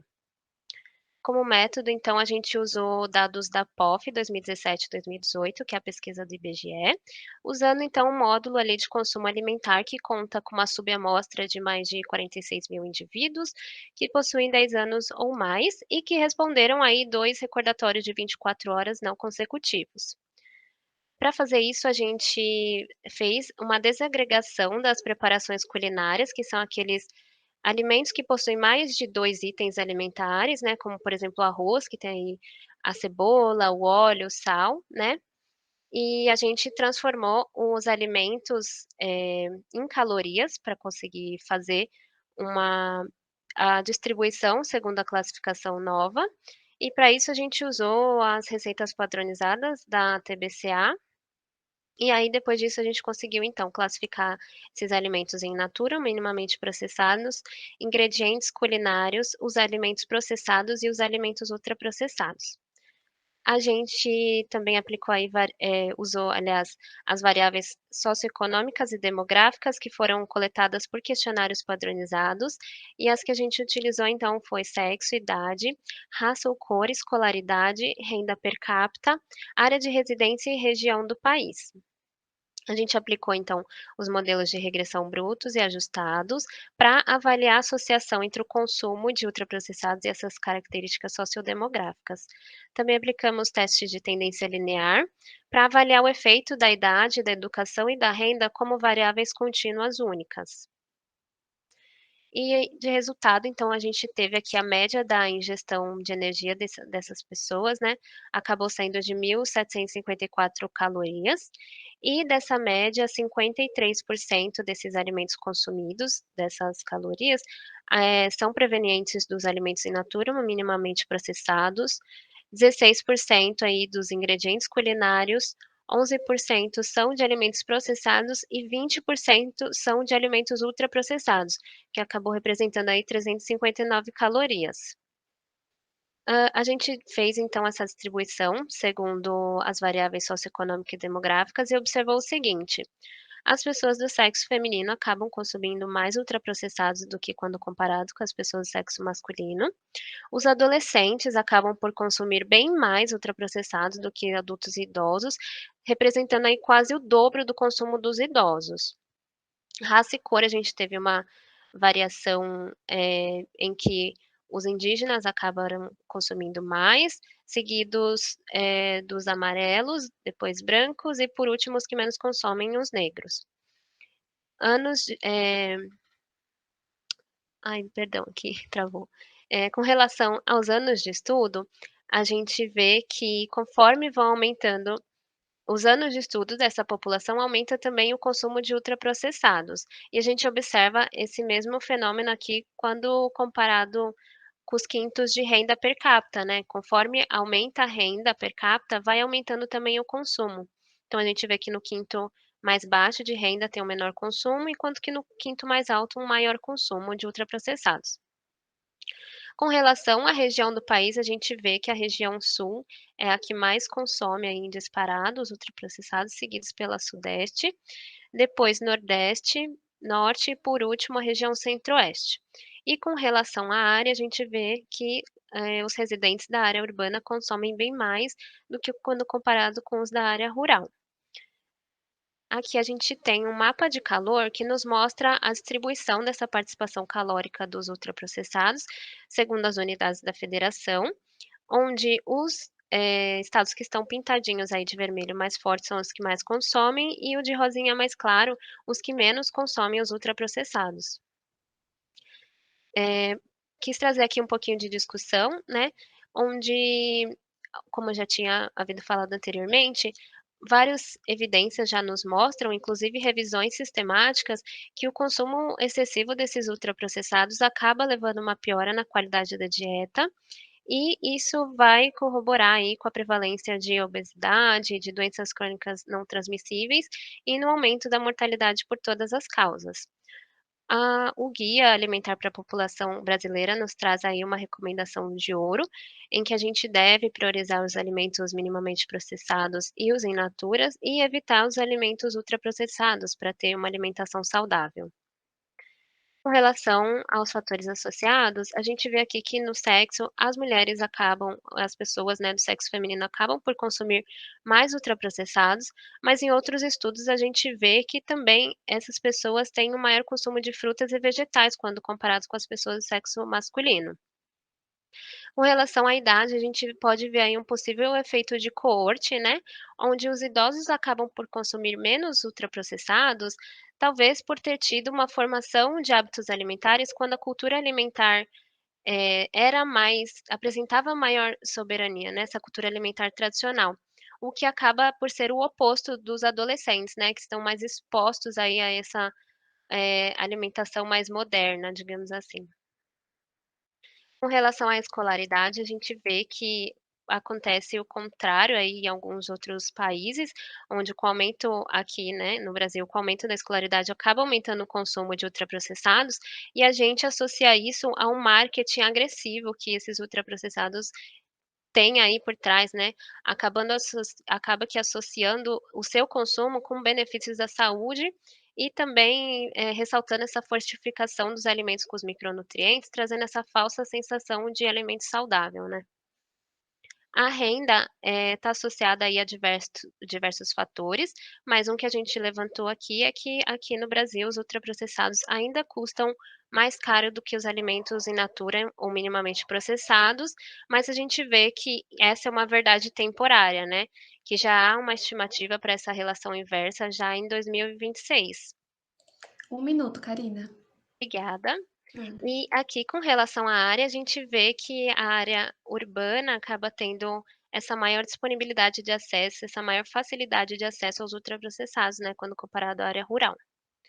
Então a gente conseguiu identificar os grupos mais vulneráveis ao consumo dos ultraprocessados, sendo as pessoas do sexo feminino, os adolescentes e aqueles com maior escolaridade e renda. Aqui as referências que eu usei para montar os slides, e gostaria de agradecer a atenção a todos, e especialmente também um agradecimento ao grupo Nupens e ao CNPq pelo apoio no desenvolvimento da pesquisa. Muito obrigada, Karina. Os avaliadores querem fazer? Pode falar, Jaqueline. 5 minutos. Olá, Karina. Parabéns pelo seu trabalho, pela sua apresentação, muito esclarecedora pelo tema que você escolheu. Você foi muito clara, muito calma assim, ao longo da sua apresentação, e foi muito interessante que você apresentou, e muitas das perguntas, das dúvidas que eu tinha para te fazer, você já respondeu e já discutiu na sua apresentação. Foi uma apresentação muito boa, parabéns. O seu resumo também está super bem escrito, super claro, toda a estrutura dele está muito bem feita. A única sugestão que eu tenho em relação a ele é que, já que as orientações, né, do Cicusp permitem que você possa ter 2 páginas, você tem tantos resultados bacanas, né, que acabam não cabendo no formato, né, dos resultados mesmo, você poderia incluir, né, eles permitem que sejam incluídas até 2 figuras, né? Então, escolher alguns dos resultados mais interessantes da sua pesquisa para colocar lá como figura. Ia ser bacana divulgar mais o seu trabalho, né, e se torna mais atrativo a leitura quando for feita a publicação. Mas, de qualquer forma, está excelente. Parabéns.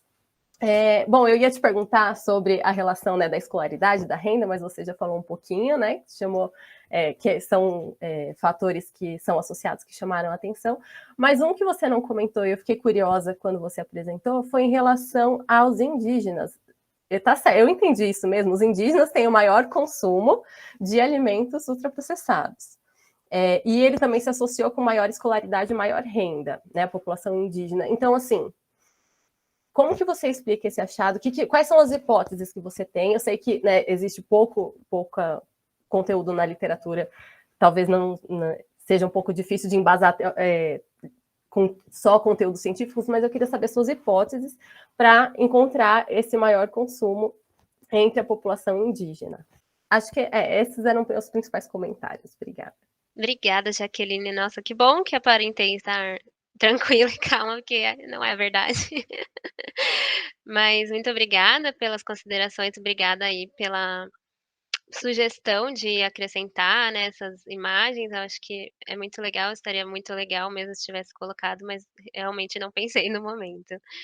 E com relação aí aos indígenas, na verdade é bem curioso, né, a gente também ficou um pouco, né, impactado com isso, mas acabou que a gente não discutiu ainda bem, alguma hipótese para isso.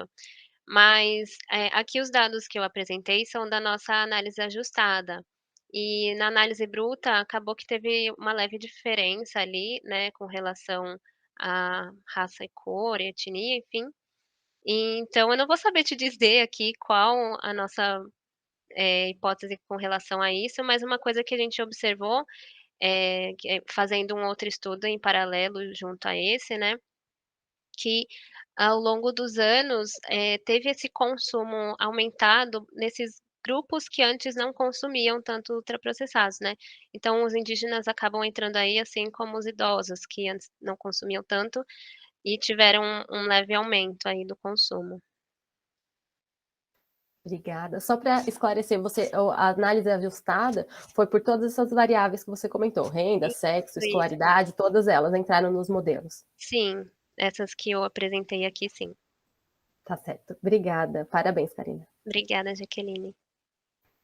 Até quero parabenizar a Karina, ótima apresentação, concordar com a Jaqueline, está super bem escrito o resumo, e também concordar em relação à apresentação de dados, dado esse formato de um resumo um pouquinho mais expandido, né, com a possibilidade, nesse caso, de apresentar essas médias marginais, como você trouxe para a gente agora ajustadas, né, ou os coeficientes, né, que eu acho que como você até sinaliza ali no resumo, a variável a categoria de referência dentro do modelo que você está comparando os outros níveis de cada variável, você apresentar um beta com um intervalo de confiança que o leitor tem uma clareza maior da magnitude dessas diferenças entre os diferentes grupos.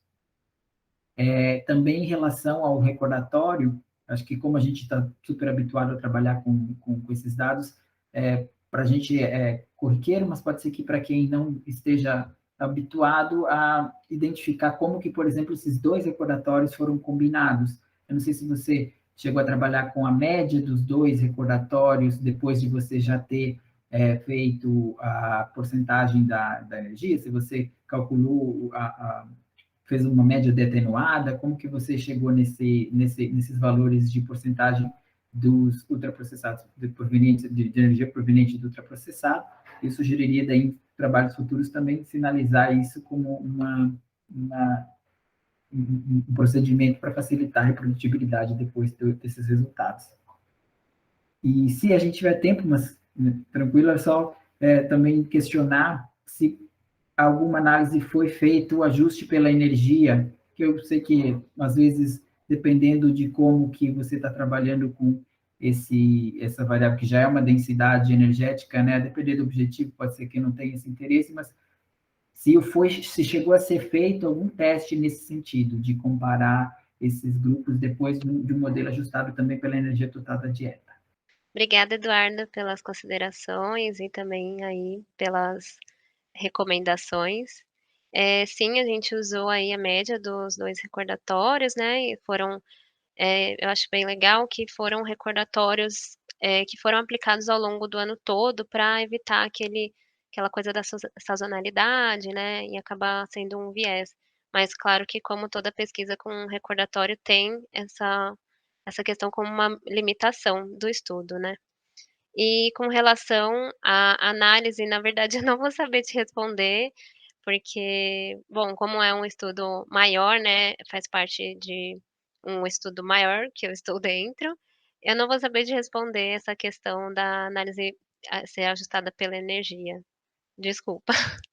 Imagina, sem problema. É só como uma sugestão também de uma análise para testar e ver o quanto que esses resultados são robustos nesse sentido.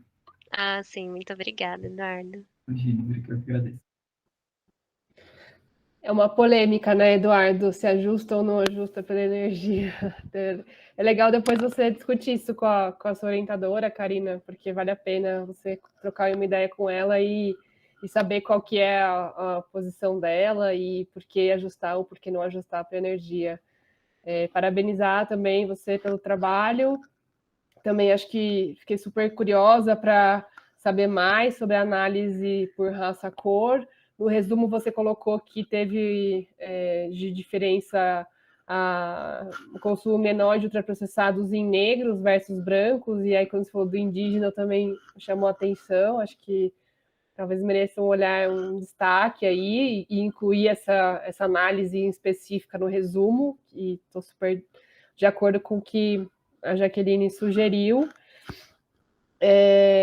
E uma coisa que me chamou a atenção, assim, só para comentar e você pensar um pouco sobre isso, é você usar essa expressão na sua conclusão sobre os grupos mais vulneráveis ao consumo de alimentos ultraprocessados, né? Porque essa noção de vulnerabilidade não necessariamente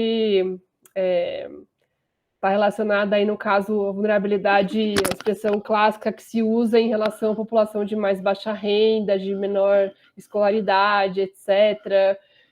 Então, eu não sei se eu entendi o que você quis dizer, mas talvez pensar se realmente é essa expressão a ser utilizada, ou talvez a população que apresentou maior... enfim, pensar numa outra forma de expressar essa conclusão que possa ficar mais clara, e até porque a gente sabe que esse maior consumo de ultraprocessados entre a população de mais alta renda é justamente pelo que você já mencionou sobre a questão do preço, que ainda é maior, mas que isso está mudando, e provavelmente mudando mais rápido por conta da pandemia. Então, essa noção de vulnerabilidade vai acabar sendo provavelmente modificada muito em breve. Então, só para uma reflexão aqui, você avaliar depois, espero que você dê continuidade e consiga desenvolver mais também essas análises. Parabéns. Obrigada, Ana. Acho que eu consegui entender o que você quis dizer aí com relação à vulnerabilidade. Acho que realmente pode acabar deixando aí um pouco ambígua essa interpretação, né? Mas muito obrigada pelas considerações. Bom, muito obrigada, Karina, pela apresentação. Parabéns. Obrigada aos avaliadores. Bom, a Ana Paula voltou. Então, agora a gente vai chamar a apresentação da Giovana Cristina Furtado Bento. Giovana, pode ficar à vontade para apresentar. Olá, boa tarde a todos. Boa tarde. Infelizmente, a minha câmera deu pau, ela não está pegando. Tem algum problema de eu apresentar sem a câmera? Não, fica à vontade. Então, eu vou começar a compartilhar a tela. Então, boa tarde a todos. Meu nome é Giovana Cristina Furtado Bento. Eu vou estar apresentando a minha iniciação científica com o título Concentração do marcador inflamatório, proteína C reativa ultrassensível no terceiro trimestre da gestação, que foi orientado pela professora Patrícia Ellen de Carvalho Rondó. Então, a proteína C reativa é uma proteína produzida pelo fígado e é uma proteína de fase aguda, o que significa que ela só é sintetizada quando nós temos a presença de processos inflamatórios, processos infecciosos. E ela é encarregada por desempenhar vários papéis nos estados fisiopatológicos. Então, em situações patológicas agudas, como as infecções, como os processos inflamatórios, ou quando acontece a destruição tecidual, ocorre uma elevação de forma rápida. O valor considerado para gestantes de referência da proteína C reativa é de 6 miligramas por litro. Quando está maior, quando está mais elevado, acontece que a gestante está com algum processo inflamatório ou pode estar também associada a alguma doença. Acho que não passou, né? Agora passou. O objetivo dessa pesquisa foi avaliar a concentração do marcador inflamatório, proteína C reativa ultrassensível no terceiro trimestre da gestação. O objetivo dessa pesquisa foi avaliar a concentração do marcador inflamatório, proteína C reativa ultrassensível, no terceiro trimestre da gestação. Os métodos e procedimentos dessa pesquisa se trata de um estudo transversal, onde nós utilizamos 500 gestantes que são atendidas no pré-natal das 34 unidades básicas de saúde do município de Araraquara e região. Se trata também de uma subamostra do projeto Corte Araraquara, que tem o título Relação entre a adiposidade materna e a adiposidade do concepto nos períodos fetal, neonatal e nos primeiros anos de vida, estudo prospectivo de base populacional. A proteína C reativa ultrassensível, ela foi determinada por imunoturbidimetria no equipamento Beckman Coulter AU680. Então, significou que as concentrações da PCR menor que 5 mg por litro e maior que 25 mg por litro foram consideradas sendo níveis baixos e elevados, respectivamente. Os resultados da nossa amostra deu que a idade das gestantes foi de 27,18 anos, sendo o valor mínimo de 13,76 anos e máximo 44,48 anos. A média da estatura e o peso pré-gestacional foi de 1,61 m e 69,34 kg. O peso médio no terceiro trimestre de gestação foi equivalente a 76,97 kg. E o IMC pré-gestacional e no terceiro trimestre foram, respectivamente, 26,46 kg por metro quadrados e 29,33 kg por metro quadrado. Então, referente à discussão, nós conseguimos fazer uma associação entre o IMC e o PCR, porque nós conseguimos chegar à conclusão que o tecido adiposo ele é definido como um órgão metabolicamente ativo, ele tem uma capacidade de gerar um estado de inflamação. Então, significa que os indivíduos que têm obesidade, eles possuem chance de 5,6 vezes maior de apresentar uma PCR aumentada em relação aos indivíduos que têm um IMC de eutrofia. A obesidade pré-gestacional e o ganho de peso excessivo durante a gestação predispõe à hemorragia pós-parto, à diabetes gestacional, à pré-eclâmpsia e à doença hipertensiva da gravidez. Nós também conseguimos associar a proteína C reativa com a diabetes gestacional, significando que as mulheres que possuem o diagnóstico de diabetes confirmado, elas possuem perfis de inflamação menos favoráveis, até que na nossa pesquisa, 13,8% das gestantes participantes da pesquisa relataram possuir o diagnóstico de diabetes mellitus no terceiro trimestre. E também nós encontramos uma associação entre a pré-eclâmpsia, entre as síndromes hipertensivas e a proteína C reativa, porque durante o período gravídico, as síndromes hipertensivas, elas são as complicações mais frequentes. Então, a concentração sérica da PCR e o risco de desenvolver a pré-eclâmpsia está associada com a adiposidade pré-gestacional, que também relaciona com o IMC. Então, pessoas que têm obesidade possuem maior chance de desenvolver a PCR com um nível alterado. Então, a pré-eclâmpsia, ela é caracterizada pelo aparecimento da hipertensão, mas junto com a hipertensão nós temos a proteinúria, que seria a proteína presente na urina, e o edema, que pode ser dos membros inferiores, principalmente perna direita ou perna esquerda.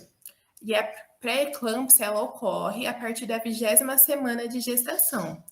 Da pré-eclâmpsia, nós podemos ter também o desenvolvimento da eclâmpsia, que seria uma complicação da pré-eclâmpsia. E nós chegamos à conclusão que mesmo que a maioria da gestante da nossa amostra apresentou a concentração dentro da normalidade, é importante ressaltar qual a necessidade de investigar estudos que identificam um pouco mais essa relação entre todas as fases da gestação com a resposta inflamatória.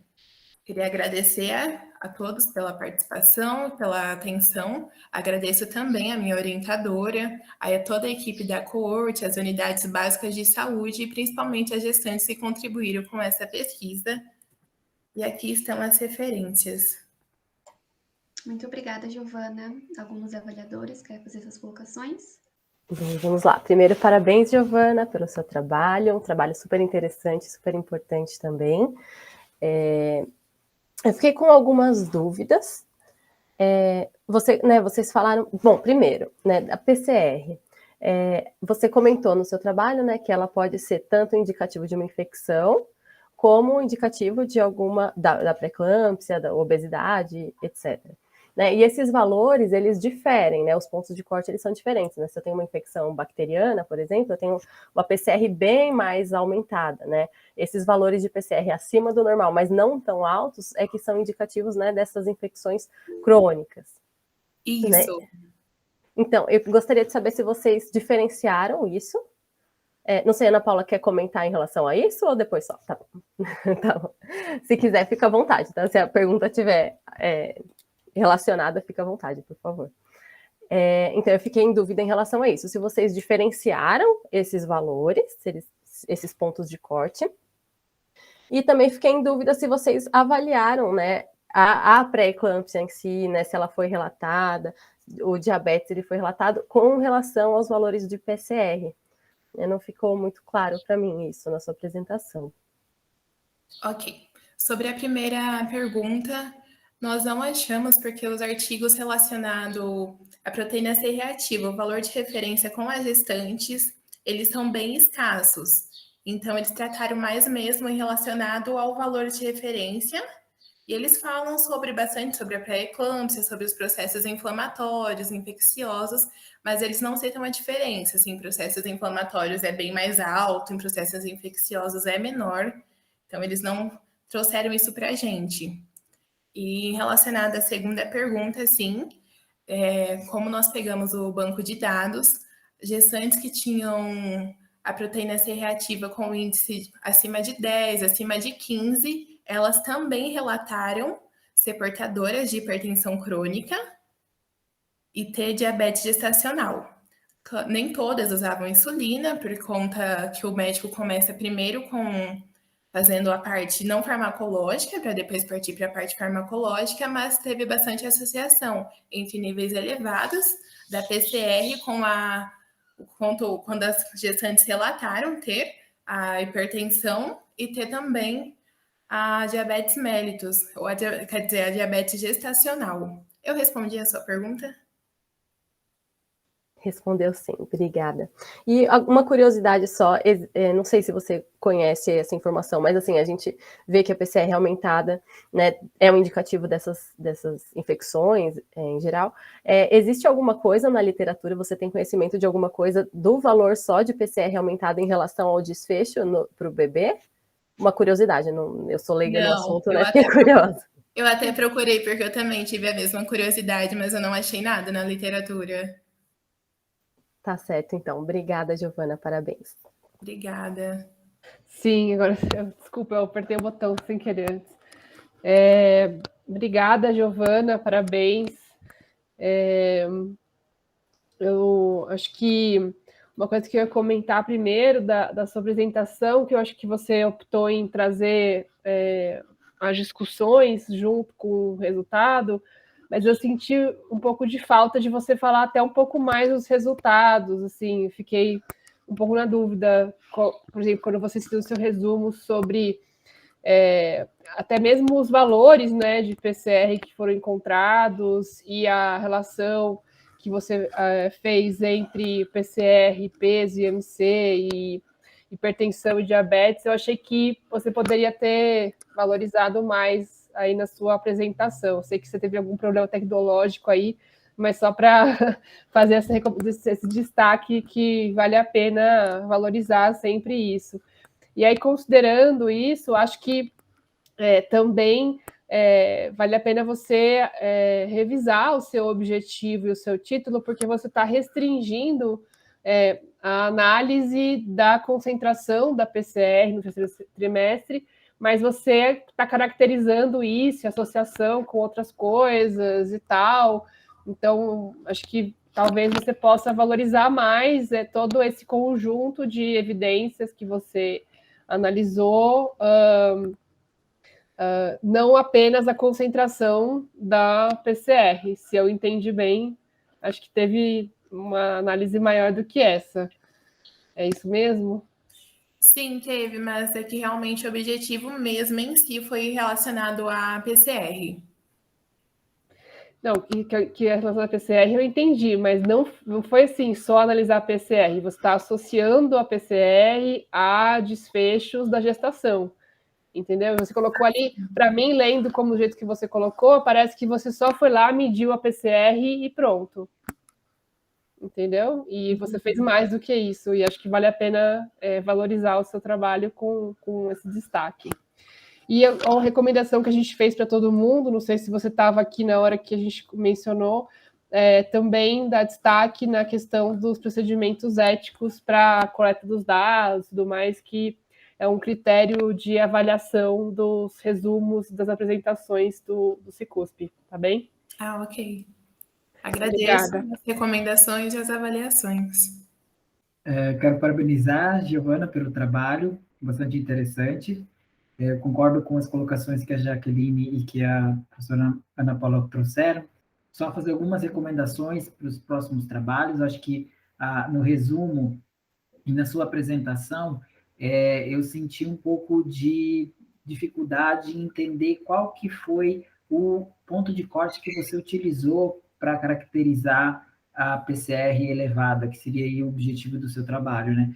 Ora, você cita 5, que é um ponto de corte que a gente até, alguns laboratórios recomendam, ora você comenta que para gestante seria 6, ora 10, e a gente fica um pouco na dúvida, então, o 25, então eu fiquei na dúvida qual que foi o ponto de corte que você efetivamente adotou para definir uma PCR aumentada, nesse caso, diferenciando, como a Jaqueline pontuou, aquilo que seria um processo inflamatório de um processo infeccioso mais grave, que talvez alguns laboratórios e algumas referências tragam como pontos de corte diferentes.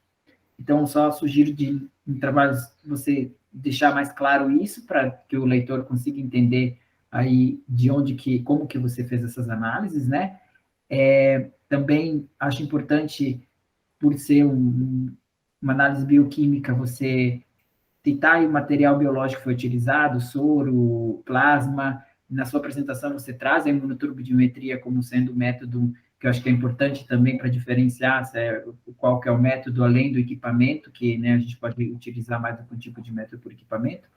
Sempre tomar esse cuidado também como a professora Ana comentou, de trazer essa definição de quais são esses desfechos que você está avaliando, quais são suas variáveis de exposição, né? Você comenta aí do diabetes, que você relaciona no resumo, diabetes com hipertensão, a gente fica sem, a princípio não tem uma definição, né? Mas aí, se você trouxer isso, dá uma força para o seu trabalho aí, pensando em valorizar esses dados que você tem e que você já trabalhou, tá ok? Ok, muito obrigada. Imagina, obrigado, eu que agradeço.